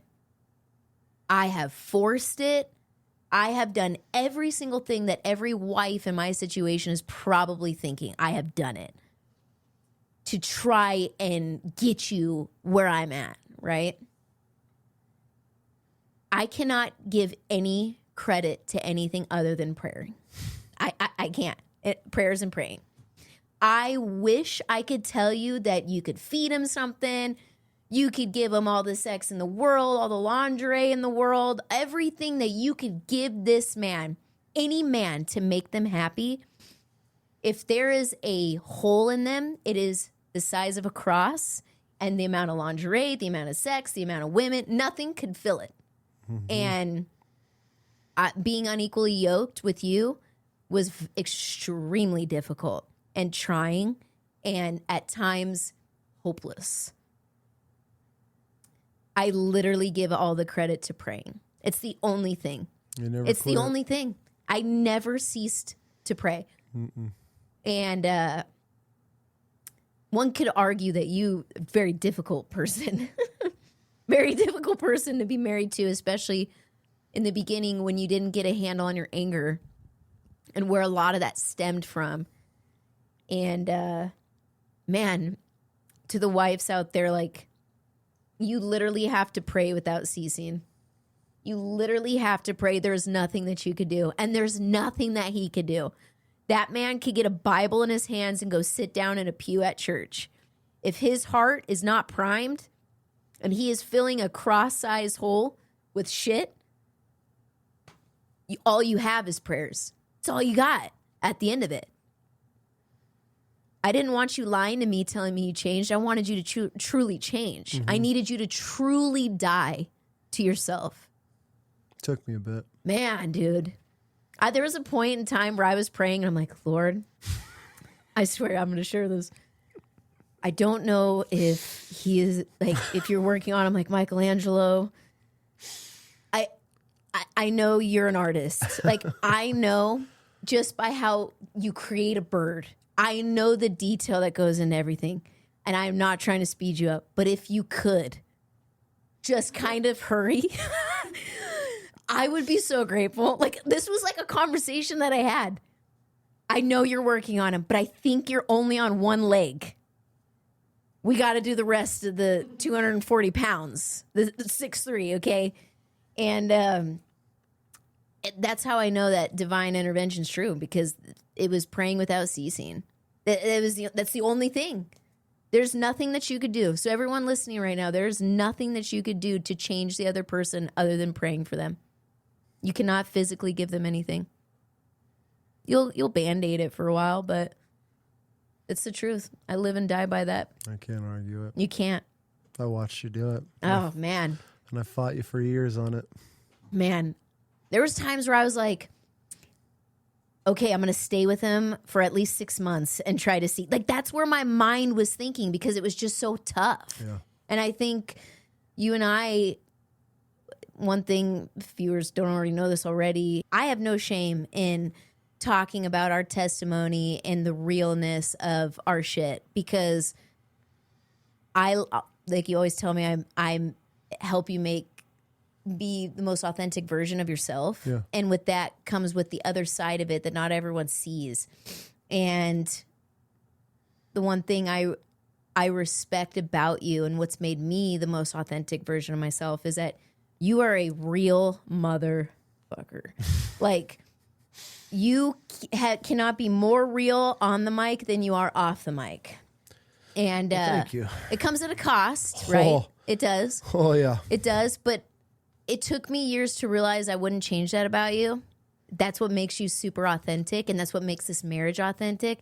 And with an authentic marriage and us putting ourselves out here like we're doing, there's no secret. I was struggling with Christy coming on the podcast because I'm mom. All I want to do is protect, and I know how the internet works. For sure. But the internet also needs light like that. Absolutely. So 0 regrets. And then when Kennedy's of age, she's going to come on and the world gets to see who that is. Oh, man. And, but the authentic shit is what makes people feel better that we could have divorced a multitude of times and we made it through. And our marriage has never, ever been stronger. Not just marriage, our relationship has never been stronger. And I take a lot of pride in that. And that pride comes from sharing the testimony of the shit that we've been through. I've put you through some shit. This is how I like to tell people, shit is fertilizer. I'm serious. It is straight fertilizer. The shit, like, you know, when you step on shit and you're like, God, shit is shit, right? Mm-hmm. But man, can it produce bounty? Prove me wrong. You ain't wrong. It can produce Some fruit. And it's how you take care of that shit. It's so horrible. People are like, that's how my mind works. It's the truth. And I'm very open about that. And we're very open about it with our girls and teaching them, because that's life at the end of it. It's life. But praying for your spouse is one of the most selfless things that you could do, because when God intercedes and works through them, they bring out the authentic version of you. It goes back to dying to yourself. You have to. What is the point of living if it's only about you? Yeah. What do you get out of it? No one wants to be around you. Your kids don't want to be around you. You just mass casualties everywhere. But when you die to yourself, develop true humility, right? Own it, and you're able to share that with people who are in that pre-cocoon phase. Learn, master, repeat in everything you do. Learn, master it, repeat it in everything. I'm proud of you. I'm proud of, man, the work you've done as a husband and the work you've done as a father. Thank you, my love. And anybody listening, there are some, when we choose to be with men like this, it is, good Lord, trying. Not for the faint of heart. It is not for the weak. Mm-mm. I will say that. It is not for the weak. That's why we have this joke, like, if any other chick comes by, like, good luck, he'll be back. You won't friggin' handle it very long. Like, literally. Okay, honey, good luck. Yeah. Yeah. Okay. Yeah, you know it's true. Godspeed. Yeah. But life, art, where we're at right now, I'll go through everything all over again 100 times to be where we're at. It sucks it took me as long as it did. It was meant to. But that's how I look at it. And I want the dad, because since episode 100 went live, this huge demographic of dads that have followed, along. And I was not the dad or husband I am today, even 5-7 years ago. It's taken a lot of reflecting and just humbling myself to realize, and so much just self-thinking. It's like, man, do I want to be the next generation? Do I want to follow my grandfather that my dad followed, that I'm following? And the answer is no. It'll always be no. I don't want to be anything like them. I want a relationship with my kids. I want to be able to have them call and talk to me at any point. Like, I want to be that dad, and you can't be that dad by being selfish, by picking women, drugs, alcohol, work, all this other shit, and putting it before your kids. And that's where, I don't know, man. It's such a, I wish I could help and just be like, God, just listen to me. It's so much better on the other side. 100%. Like, I used to be the dad driving home just pissed off for whatever. Why? How many times? How many times would you be like, why? Oh, dude. And then why are you mad right now? What? We have healthy children. We have money in the bank. Bills are paid. Bills are paid. We have food in the fridge. Why are you acting like that? I couldn't even give you an answer. And it shifts the whole dynamic of the house. 100%. And what a lot of people don't realize is, so like, when shit is wrong with anybody part of the family, it's always under the house, right? Because everything, that energy stays in there. And so the dad is on a good one. The mom, the wife, is going to match, whether she knows it or not, right? She's going to meet him with that same type of energy. And then what's crazy is when you have girls and kids like we do that are really in tune to our life, they're picking up on this weird energy shift. And the next thing you know, we're like, what the hell is happening? Like, why are we here? Why are you so upset? And that's where it stems down to is, as a wife, I'm very conservative when it comes down to like our marriage, right? Absolutely. But that's how we teach their own type of thing. But I will say I'll never undermine you, ever. I will never undermine you. But when that door shuts and we're behind it, I'm going to correct you. And then what you end up doing is you go and fix it, right? And I think it always stems with communication. I think that there's a lot of women out there who undermine their husbands in front of their children, which you're messing with fire with that. That is a problem. Why? This is an opinion. I feel that if I were to undermine you, now if you are, which has never happened, but if you are saying really horrible things and like targeting our children in a way that is hurtful and harmful, yes, I'm going to sniff that and snuff that out. I'm talking, if you undermine a man as he is trying to be just and disciplining his children, those kids are going to know that you're always going to save it. You're going to save the situation. They're going to take what dad says as surface level because mom will come through and change it. Mm-hmm. And then they look at you in a less respect way. Yep. You're just the angry asshole. Okay, dad, sorry. And they're like, what the fuck? Right?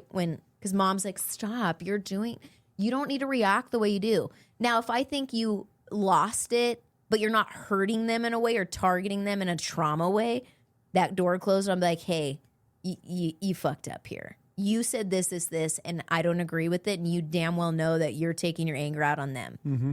You sit, chew on it a little bit, because I never force you. I do want you to chew on it, though, and then most of the time when you do chew on it, you walk out and you fix it. And you do it publicly in front of them. So if you speak to me a certain way that I don't like, you do it in front of them. So it's like these kids, I feel, need to show there's going to be confrontation. We're not living this life where, hi, honey, here's your cherry pie, and don't beat me today, right? Like, that's not how we're living. You're going to make mistakes. We all are. It's how you correct them and heal them in front of the kids. Yep. That's how we raise our house. If anybody disagrees, that's how it's working in our house. And it goes back, this isn't, my parenting advice is just my pure life advice. I cannot tell you how to be a parent, but I will, just the same thing I give my kids. I need you to, trying to teach you how to think like a parent. Yep. My parenting style is not going to be for everyone. Works for me. I just need you to think and be a parent for your kid.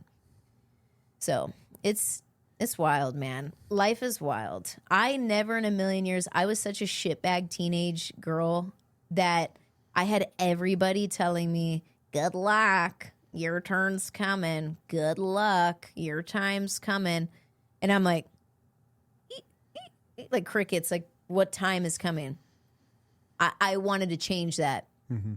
Teenagers, sure, have fun with that. Why? Because they're just pumping full of hormones right now, and you just don't know how to handle it because you get offended over everything that your teen says when there's ring of truth behind it. Yeah, that's how I know. If there's ever a dude like a girl dad, it's like, oh, good luck with teenagers, huh? Good luck. I know immediately we'll never be friends because be real with your kids. Yeah, be real with them. Why? What luck do I need with my kids? Because I have been intentional with them and have a relationship with them. I don't need luck. I have a relationship, and that's where these guys.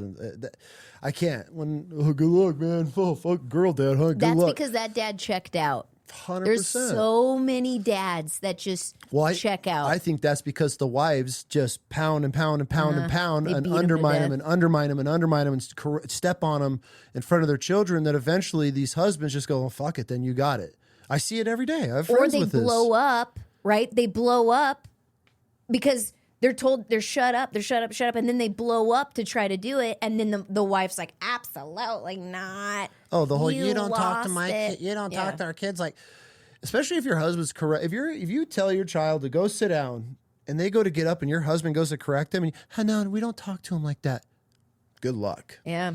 Good luck. Find me in 10 years and let me know how that worked out. Yeah. Because then that is showing the kid, like you just spoke about, undermining the father, but then eventually this dad that's supposed to be leading his home because you're a boss babe and you're going to correct him on everything now because it's not how you like and think is perfect.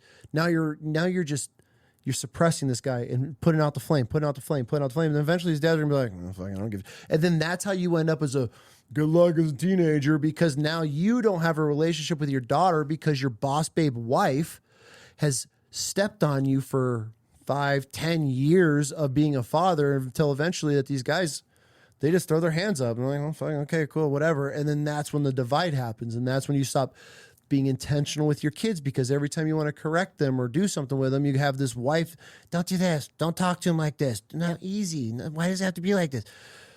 That there needs to be authority in the home. There has to be authority, and your kids need to know when their dad speaks, hey, we're done. Lock it up. Hey, go brush your teeth. Why? No. Those are the things. Just give them time. That is where I think we are so, not you and I, but as a society, we are so unyoked, because these husband and wives, or dads and moms, do not sit down and be like, hey, when I'm correcting my child, unless it is above and beyond where it needs to be, then you pull me to a side and correct me there. But you'll never undermine me while I am making a correction to our children. And that is something that I think has been crucial in our home, because there needs to be that authoritarian or authority, I guess it's just position. Yeah, just position. Being just. And there's times where you've come in the room like, hey, you need to go correct this because I can't be the bad guy right now. But that's where they know you're not going to come in and be like, hey, listen, no, don't do this. Because, and vice versa. I come in full bore sometimes, and that's when I need you to kind of be like, hey. So it's like I said, it's a dance. It's it is a dance. Being synchronized together, and when you undermine the other parent without pure justification, right? Like, meaning we caught them eating in the middle of the night and you're like, listen here, you want to be a fat piece of shit. Yeah, we're not talking like that, right? My job as a mom is when you lay the rule of something, my job isn't to come in and let it happen behind your back, because that's the same thing. My job is to enforce it. Absolutely. And sometimes it's hard.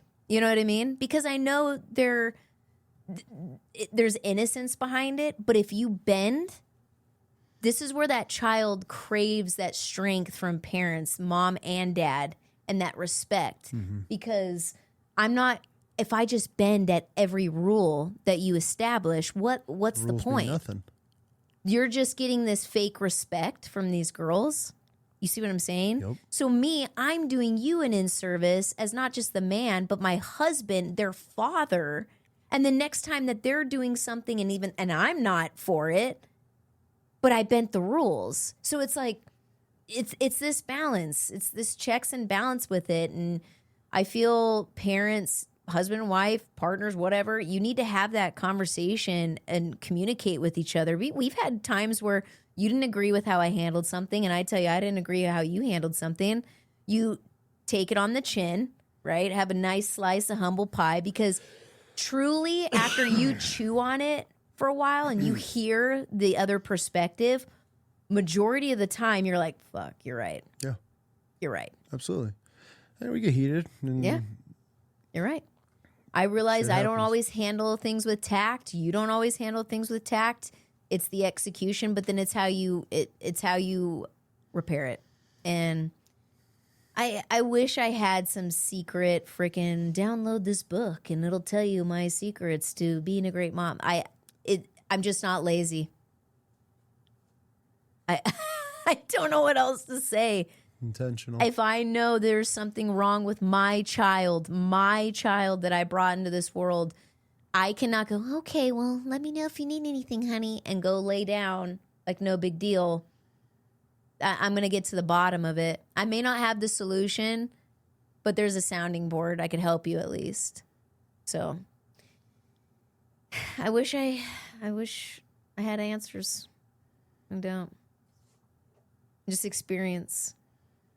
Experience has answers, though. Yeah. Just true. Just be there for your fucking kids. True man. intelligence is just hearing all sides of it and making a decision there. Yeah. I know. What are we talking about now? What do you want to know? Ask me a question. That's my question. Ask me a question. So, with everything that you've learned from dealing with our entire history and improvement, self-improvement, and checking your shit and correcting it, that's, I feel, what's made you a stronger husband and a stronger dad. And if only more men did that, because it's been a secret, or not a secret for a long time, is men, I feel bad for a lot of shit. Like, women are always targeted. You have the radical femininity movement, you know, feminism and all that kind of stuff. But nobody talks about the attacks that men get and how hard it is to mentally check yourself with that in order to pivot and be the leader that you want to be for your family.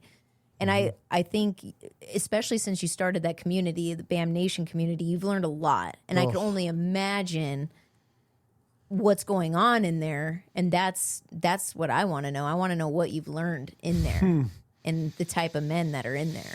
Because I tried getting you into a men's group for a really long time, and it just wasn't happening. God, no. So when you came to me and you're like, hey, I want to start this community. Well, that's why. That's why I needed to start a community, because the ones I went and checked out and sat in, it was like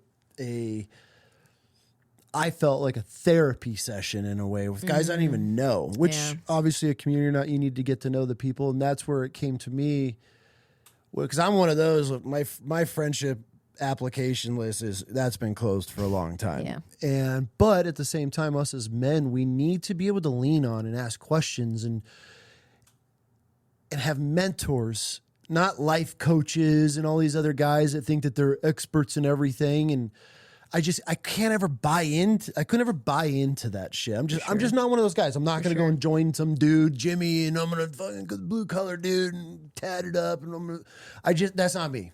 Yeah. I can't get into those type of things. And so this is where I said, well, shit, I'm going to build my own. And I feel like I'm one of the realest, rawest people on the internet. Facts. And that's how I'm going to do this. And these guys that I see, and I meet these life coaches, and I get to know them, and I start thinking, this dude's more fucked than I am. Like, this guy's doing way worse shit. And so I can't join somebody and have them mentor me if they haven't been in the trenches and they don't know half of this stuff. And so that's what really came to me. And I really started thinking about how do I bring men together? I'm in my DMs all day talking to hundreds of dads. Yeah. I'm talking to hundreds of husbands. I'm spending all of this time just individual. And so I was like, what if I just bring this together and build a community, but not like a community built around an influencer because he used to be Blue Trades and now he's helping dads get fit, whatever. Like as if you have it already all figured out. I don't out. have shit figured out. Yeah. And so that's where I feel when it came to this community, okay, I can't sit here and teach you and mentor you on your porn addiction. I don't have a porn addiction. I've been an asshole. I've been angry. I have my own demons that I can help a lot of men with, but I know, and I have friends that have been in the trenches of battling porn or alcohol or drugs or their anger or divorce and things like along these lines. And so when I was looking at building this community, I'm like, okay, if I'm the guy that's never going to join a community, I'm never going to fall for some influencer wanting me to join and do all this stuff. What would I join? And I really started thinking about it. I'm like, man, I have a lifetime of men that I have either served with, been in the trenches with, got to know on a very personal basis, that have mentored me, gotten me out of trenches and out of dark times. Why don't I bring all of these men together as, we'll say, quotes, mentors, and then build a community where, man, I got Ben, the cybersecurity the family IT guy that's been on our show twice. Hey, Ben, why don't you come on? Would you be interested in coming on and teaching dads how to keep their kids safe online? Absolutely. Hey, Austin, another guy. You want to come on and teach guys how to get in the real estate and start investing? Zach, one of my best friends. Dude, how do we help these guys get more fit? And so that's where my mind started thinking, like, dude, okay, if I'm going to join this, and if I was going to join my own a community, I don't want to just hear from one single individual because I don't feel anybody has anything figured out. Now, if a dad or a husband want to come to me because they have fucked up a lot and made some really stupid mistakes and decisions in their past when it came to their marriage or their kids, and then they're bettering themselves or want more advice, I could talk on that all day because I've been in the trenches of being that piece of shit to now having an incredible relationship with you and my daughters. But I can't talk to all men on what's going on in all their lives. So I was like, you know what? I'm going to bring some of the best subject matter experts that I personally know that have helped me get through these times or have taught me things and give them to the community. So that was like a big reason or a big part of building this out was, man, I just want other men to be able to lean on and have the opportunity to be able to learn. And so, but to answer your second question is what I have learned inside of this community is that men just need to be heard. They need a place to be able to talk. They need a place where there's no egos, where there's no titles, and where they can just express themselves, but in the most real, raw, honest way. And I feel with me leading that part of being real and honest, because you're never gonna, that was one of my big things. Even though I've always been the most real dude or always spoke my mind, I lied to myself a lot about who I truly was. And that was with you and us, and having just raw conversations helped bring a lot of that out and made me check myself in a lot of ways. But mentally I'd be like, yeah, I got it. But then I'm doubting myself, or I don't have enough confidence to be able to do what we just spoke about. And so that's where I want these guys, and this is where they are coming together and being able to lean on dudes that have been divorced or gone through horrible divorces. And now I got a young dad that's going through the same thing right now. And he's able to talk to guys. Hey man, this is what's happened. Here's the light at the end of the tunnel. Hey, I'm really struggling with my marriage right now. I'm disconnected with my kids. I have a problem with one of my children. What's your guys' advice? And then that's where it comes to these guys being able to connect with other men in there, or myself being able to reach out and be able to have conversations with guys that have started hiking that trailhead before them and being able to lean on them for advice. And it's not just built around like a single person. You have now men that join this community for help, now being able to provide help because they either have grown children and they realize being able to reflect. Some of them might have an incredible relationship with their kids and some might not, but they've had that time to be able to reflect. And now they're able to help almost mentor these younger dads in their mistakes like I'm doing. And then I learn from those guys. And then I have a young kid in here that's gone through all these girls, and the dating world is crazy. And now I'm learning from the generation. Now I get to almost help my daughter because I'm listening to some 22, 23-year-old kid in this community talk about what it's like to date. And then now you got all the old unks that are in there, I guess, in air quotes, listening to this young kid talking. We're all like, holy shit, like it's terrifying to date at this age. So it's been really cool to be able to see all walks of life, from IT nerd experts to the military law enforcement dad that's battling his anger and wanting to be able to lean on somebody to be able to help. And that men, one of the biggest things that I've learned, there's so much, but one of the biggest things that I've learned is that men need purpose. Yeah. Men need purpose, and without purpose, we are lost.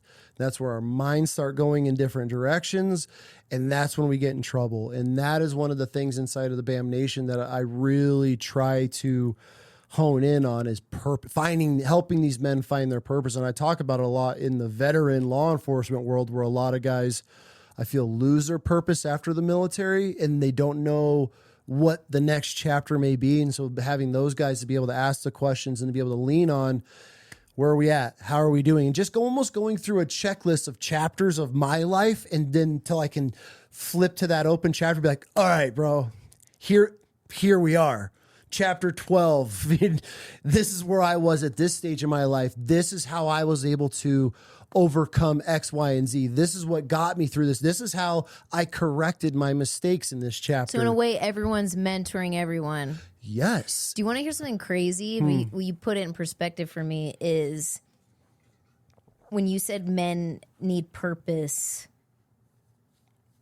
what's really crazy, and I've noticed this with you, so that's why I can attest to this, is purpose from a man has always been, go way back in time, regardless of what you believe in, way back in time, to provide, right? Let's call it for what it is. What is providing? Some people will be like, I want to make sure my family has everything they need. One man's going to say, I want to make sure that we have our bills paid and an abundance of things. And one guy says, I want to give my wife and kids the life I never got, right? That's what providing naturally feels like. Now, on my end of it, it's your wife, your handler, always with you with every dream that you want to go on next, right? What's really crazy is the full circle of what purpose and providing really is. Your purpose is to provide, and the true providing for a family is safety and security. Yeah. And in order for a wife and children to ever feel secure, that man, what he is and what he's doing is what is going to provide the security. And then it's this crazy domino effect. For sure. It's not always financial. Let me be clear. Money pays the bills. I get it. There's debt. There's all these factors. Don't come for me. All I'm saying is true providing is your purpose. And that is the security that you bring your family, and that leadership, and being one with the creator that did it. And that's how us as wives, no matter what anybody says, that's where we get our security, is when you're good. And if you're good and that dude's good and the other dude's good, like, the houses are good. Then you have the, you know what I mean? Like, harmony. That was a big thing for me. And I think we I don't know where it got disconnected as far as the purpose of a husband in a home is to provide, right? To provide. Everyone thinks financial. Financially, dude, I have all this pressure. I got to provide. I understand that, obviously, like you said, that finances are what keep a home going. Yep. But we get so fixated on that. When our children, they don't know. They don't know that you're stressing on this, and this is weighing on you here. This is where it took me a long time. Yes, okay, I'm at work, I'm stressed out, bills are tight, money's tight. But it was that disconnecting from that, walking in the front door and picking up the next piece of the purpose puzzle. Be like, okay, my kids need me now. They need their father. They need to be heard. They just want the attention. And that's where I love helping these guys realize when you step through that threshold of your home, it's a new purpose. We have, as a man, we hold this is where the weight, we have so many purposes, right? And I got to provide, I got it. But then when those start weighing on each other, we put the quality time to the back burner. We put that individual kid time to the backside. And so then it just becomes fixated on work and the bills. And then we start struggling. And then it's just this and then you snowball. detach further from your family. And then you're detaching because now you're chasing this purpose that we think is a man, when in reality, I'm sure if you just sat with your wife and she'd be like, honey, I just want you happy. Here's what's crazy. How many men, realistically, if I were to ask you, is there a price on having a sound mind as a man? It's like priceless, right? Yeah, there's no price on that. How many dudes listening just want to, it's the power of a sound mind. Just to be able to think clear, calculated, serenity, courage, wisdom. You have all this stuff, and that is that purpose. And you have someone giving you that purpose. I only got that when I got closer to God, or got back closer with God. That's my whole point. That's that power of that sound mind that every man wants. Because normally the purpose, I got to provide, pulls me detached from my family. What happens when the head of household crumbles? We all do. That we're just pillars in your family. Like, you know what I mean? Important pillars. I'm not minimizing that. For sure. But that power of a sound mind that only he can give you, and he gives you that purpose. And we all of us, just targeted different, walk with that lack of purpose. And it comes from, I feel, on the men's side, because I lived with it with you, is if I know I'm in a good place because you're in a good place, because I match your energy and I feel it, we're in tune with each other. And let me be clear, when I say energy, I'm not talking rocks and shit, okay? I'm spiritual energy. I know that you're not in a good place and you're chasing something that you weren't told to chase. And that's the misconception. Yeah. Is if every man just kind of realigned with, okay, does my wife feel secure with me? And I'm not just talking financially, physically, mentally, emotionally. I know in some of our rough patches that we went through, I was not as close with you emotionally as I am now. Oh, absolutely not. That's how I know. Mm-hmm. And now I can't get away with shit. Nothing. Yeah, I walked through the door. What's wrong? I just know. And then you try to tell me some dumb shit that nothing's wrong with. It's insulting. It's insulting to me. What's wrong? What's wrong? What's so crazy, though, is just seeing the full circle on, it's all about perspective. And it took forever for you to shift your perspective. And I just... That was huge. That was huge. You hear these guys, you hear people talk about these motivational speakers and all this other stuff, talk about, your perspective on things. And you get sucked into this fake world, especially with social media. And I think one of the things that helped me realize what I truly had, and to take a different look on, of a perspective look on what I have, excuse me, what I have built and created, is when I'm looking at these dudes that are worth millions and millions of dollars. They have everything that I would just... Please, God, please. I just want crumbs. Just give me crumbs of this, and I don't even need what they. But then I meet these guys, and then I get to know them, and fucking dude's got a fucking $4 million home. He's got a Lambo, a Ford Raptor, got this, got that. I'm sitting there, like, then you get to know him. I'm like, this dude's miserable as fuck. This dude's kids didn't even walked in the house and didn't even acknowledge him. His wife's been in the house for 2 hours. I saw her walk by one time. I didn't even said a word. I'm sitting there going, what? I'm chasing money? This guy has everything. This guy has sat across me, has everything that I would kill to have.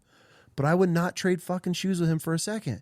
So then I start thinking, okay, like, truly money does not Money buys happiness. Money cannot buy. I just lost the word I was going to say. Wealth. Happiness is temporary. Joy is eternal. That's the way I look at it. And that's it. And so I'm sitting here looking at these guys, and he's got everything I want. And it's like, well, he's not happy. Oh, this guy's worth, look at all the businesses. He just sold a company for $50 million. Miserable. Look at this miserable. And I'm sitting here like, well, if I had all they had, am I still going to be miserable? So then I really had to take a step back and start thinking, okay, God, we're going to have this conversation. I'm supposed to lean on you right now. Show me what am I so grateful over? And then I start thinking, I start watching. I got a daughter that's playing in the front yard with chalk all over every fucking neighbor's yard and driveway and sidewalk. I know that's my kid. I can follow the little trail right to our house. I got a beautiful teenage daughter that's not out running amok doing stupid TikTok trends and just throwing herself at every single person that comes.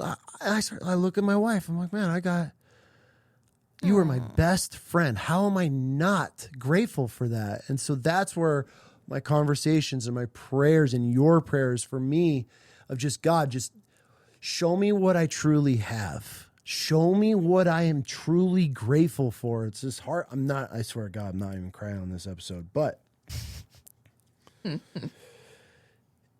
there's so much joy, and I'd be angry. Why am I angry at this? Why am I in my house and I'm building businesses with my kids, building a relationship with my wife? Why am I fucking irritated over this? Over something that's so minute that we could just put away or correct or pick up, and then the problem's done. But then I started to fester on this shit, and that's just when I was not connected with God. I still have my relapses, and I'm not perfect by any means, but that's where I really started the process. Okay, I know so many people that have everything that I would kill to have, and none of them are happy. And it all came down to my perspective on what I have, my joy, my fulfillment of, okay, I got healthy kids, check. I got a best friend as my wife, check. I got food in my fridge, check. Bills are paid, check. Okay, what? I want to chase the guy. I want to be him, and he's miserable. He's more miserable than I am. He's got everything. I think social media, and that's where it comes down to. And you scroll and you see these dudes, and I'm like, fucking look at it. You know what? A lot of it was early days of the podcast. Well, dude, it has this, social media paints this lie that if you're not where this video you're watching, if you're not at that level, you're behind. Yeah. And I do want to state for those listening, especially the men, you and I have had this conversation, is my testimony. I look at Christianity very unique. I feel that most people aren't going to question God when things are good. No. They question God when things are bad. And the kindling of when your faith skyrockets is through doubt. And that doubt should be, if you have that doubt of who God is, I firmly believe he smirks at it and enjoys it in a way, because that pull will pull you closer to him. I lived it, like, you know what I mean? And I see it in you, and I could recognize it. And when you doubt and you struggle with questioning, why is this happening to me, or why is this not happening to me, this whole entire thing, it's why seek and you will find, right? And it's that kindling that pulls you closer to faith. Mm-hmm. And everything stems from it. Everything.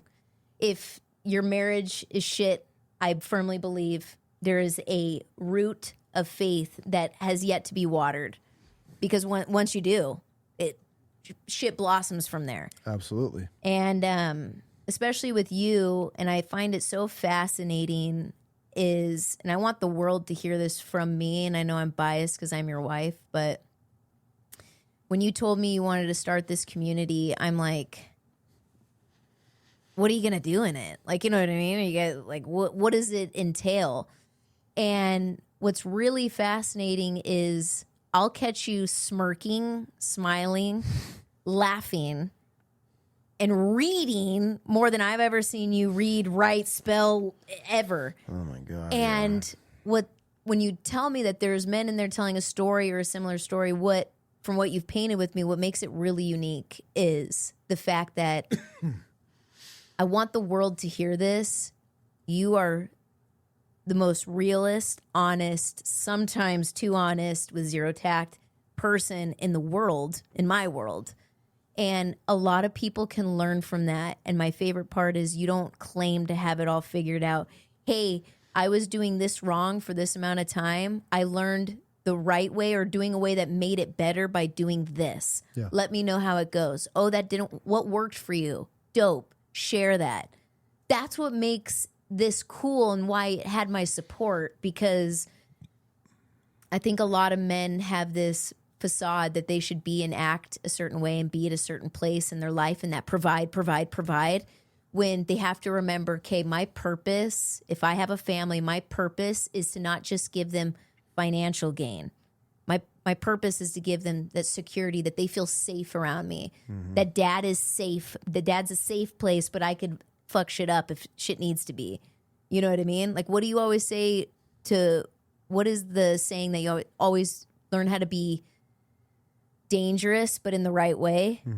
You've told us, always be dangerous, but be able to control that danger. It's the ones who don't know how to control it, who are just violent, that choose the violence. And violence is more than just an action. It's the rage that you bring home, the anger, the ill will, the jealousy, the envy, the wanting to keep up with the Joneses. Like, this podcast has ran out of our home. Our life is literally wild chaos. We have a bakery downstairs. Our daughter runs the podcast. We have a garden that goes full bloom, real estate. You have Bam Nation now. Keiki has 8 different side gigs I lose track of sometimes and feel like I need to start an LLC for her or something. She's a little serial entrepreneur already. Bro, yeah. we gotta slow her down a little bit. I just want my message by coming on after Christy is I am not special. I don't claim to be special. There's nothing that I am doing that you can't try to do. Yeah. And everything in life, do it with intentionality and selflessness. It pays off. And die to yourself every day. And then pray without ceasing. That's a whole other conversation. So it's your family is your legacy. Everything about it. Even if you're a single mom. Your family under your roof. Your single dad, your divorced dad, single mom, divorced mom, whatever it is, your legacy, it starts with you. It doesn't start with your parents. No. Legacies refresh every generation. That's the lie we were fed. Now, if you're one of those generations where it just repeats, that's incredible. That's just not the life that currently the world has us set up in. This shit's too fast. Technology's too fast. It's changing. You are in charge of your legacy now, and then these girls are going to either run with it, change it, add to it, or start all the way over. But I know that I could be on my deathbed proud of how far I got with them if I were to die right now, and I would be okay. For sure. That if you cannot answer that right now, you know what you have to work on. 100%. That's my message to the world. In that you can only go so far without faith. Man, I tried. Me too. I tried for years. Fought it. I tried for years. And I don't want to say what sucks now, but it's all these years of you just never giving up on me, and then me finally feeling and seeing when you just give it to faith. And then now when I have men that comment, people, it's still real, I feel so bad for them. It's so sad. I feel so sad for them because I used to be that guy. I never attacked God. I never was not a non-believer. I just fell away, and I had questions. I still do, and there's still things I don't have answers for. But I'll see these people come on my social media, and they'll try to crucify me for being a believer in Christ, and it just breaks my heart because I'm like, God, if if you knew how I used to feel versus how I feel now, why not just try? And I wish I could just sit him down and be like, okay, bro, I get it. You hate the fact that I'm a Christian. I believe in your sky God, whatever you want to call it. Cool. Man, this is who I used to be. Let's say you're right, and it's all fake. Just me believing and feeling whatever I feel has changed me into such a better man, into such a better father and husband and everything else that comes along. Why wouldn't you not give that a shot? And that's where it's like, now I see it and I just feel bad. I just tell him, man, I'll pray for you, dude. Like, oh, I don't need prayer. It's just like, God, I just want to grab them and shake them and be like, dude, just go have and that's what I tell them. Just go have a conversation with God. It's the greatest love story ever told. It really is. It's the greatest love story ever told. And when you learn the love that God has for us, that he sent his only begotten son,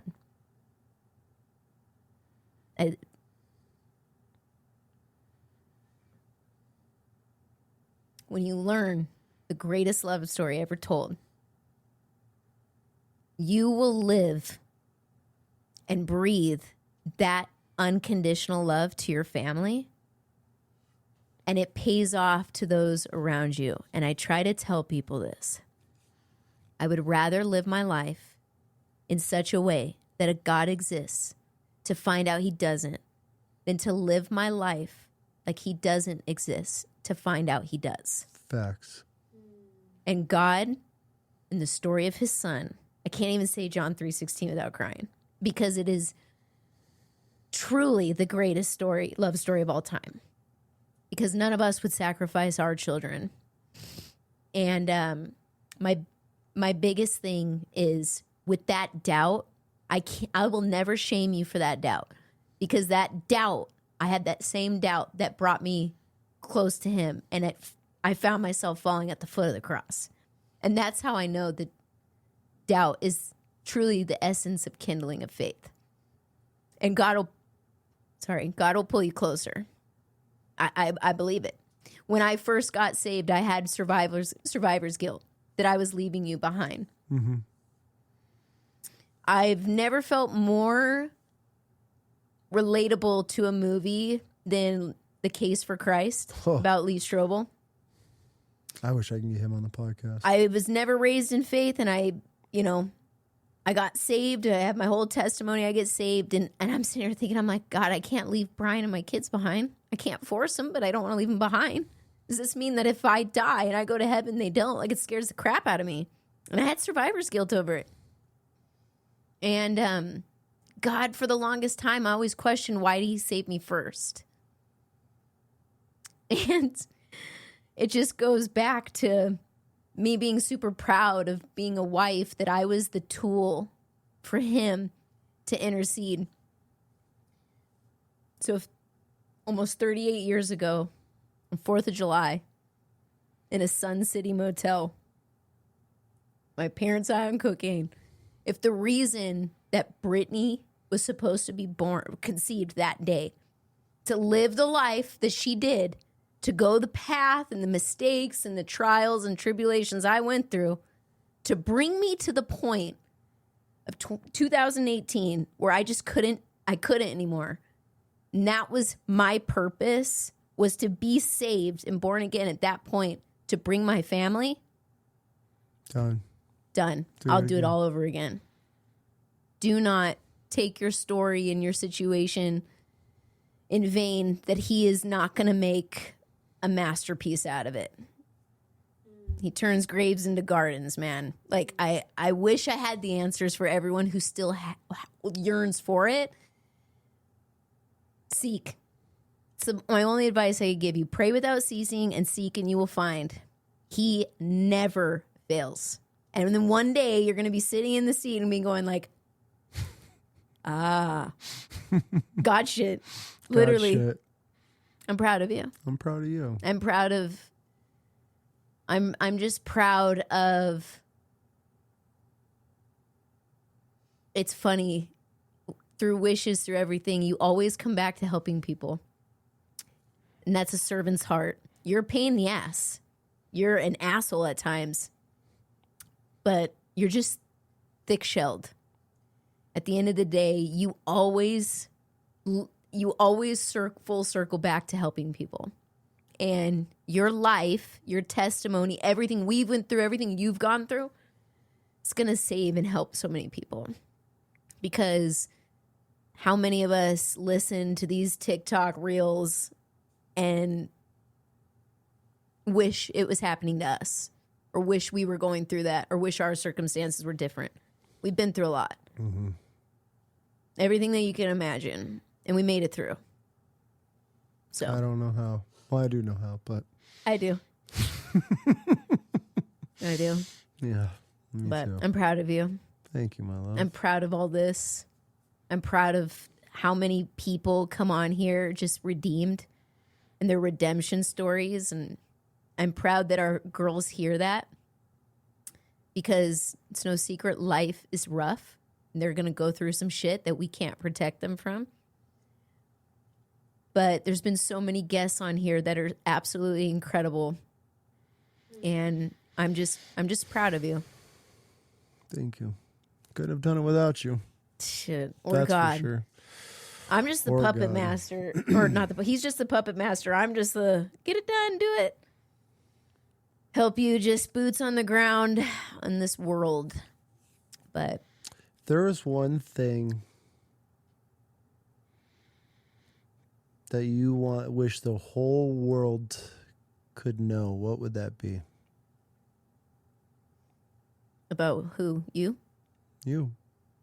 Just whatever you. Not about me. I don't care about me. If there's one thing, one message that you could share with the world, what would it be?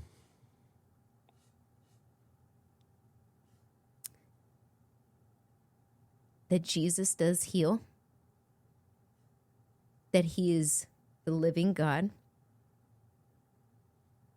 And that he has saved me more times than I could even count. And if you are struggling with that identity and that lostness, I know what it feels like to sit in the dark. And you're not alone in it. You and I both know my testimony and how, for the longest time, us that go through shit think that our shit is not comparable to others. I never went to war. I don't know what combat looks like. I'm not a cop. I don't know what domestic terror looks like and what people can do to people. It's true. I don't know that. But I have been in some really dark places, and I know a lot of women know what that feels like, and we feel like it's inadequate. But my message to the world is that dark doesn't have shades. It's either black or white.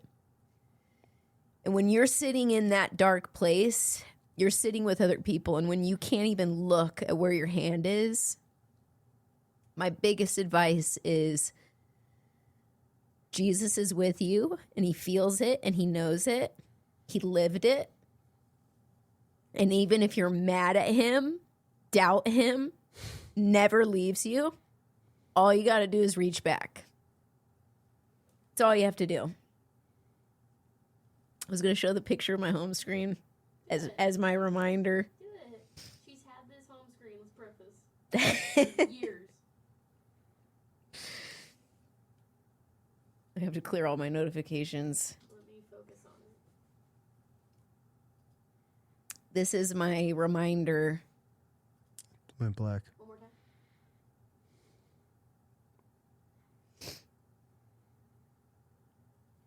This is my reminder that when you're drowning, we're the stubborn ones. All we have to do is reach up. He's already reaching down. Mm-hmm. So that's my message to the world. I fought it. Sad and different, dark, but it's the same. And I was saved. Thank Jesus you were. Yeah. Because then you brought me to the light, my love. Greatest Other than being a mom, it was the greatest accomplishment of my life. If, like I said, if that was the only reason why I was conceived and my purpose in life was for that moment, man, I would die all over again and do it all over again just to do it. Just to have that same purpose. So I love it. it's always hope. I love it. Yeah. Well, Until next time, I guess. If I get the invite back. are we wrapping it up? Yeah. I know the world wants conspiracies and stuff like that, which he won't let me talk about on this one. I'll run another 2 hours, but I am chock full of them. Space, mermaids, dinosaurs, aka dragons, all sorts of stuff. We'll get to those ones. Yeah, I know. Episode. If they want to know, I could put a lot of shit in perspective. Anything else you want to talk about? I have a lot I want to talk about. Chrissy's like, we're good. All right, my love. Thank you for having me on We'll again. do it again. Thank you for... That's if I'm invited. Yeah. Always invited. But thank you for everything you have done for me, for this family. Thanks for being my ride or die. Thanks for sticking with me all the years that I put you through a bunch of shit. You're welcome. I'm fully convinced God made me, so just kidding. I'm just kidding. No, I would, like I said, I'd do it all over again. You were worth it. You were worth it. We were worth it. Yeah. It's, oh man, trust the process with all of it. I love you. I'm proud of you. Yeah. Okay. Yay. Oh, wait. Messed it all up, dude. Watch your head.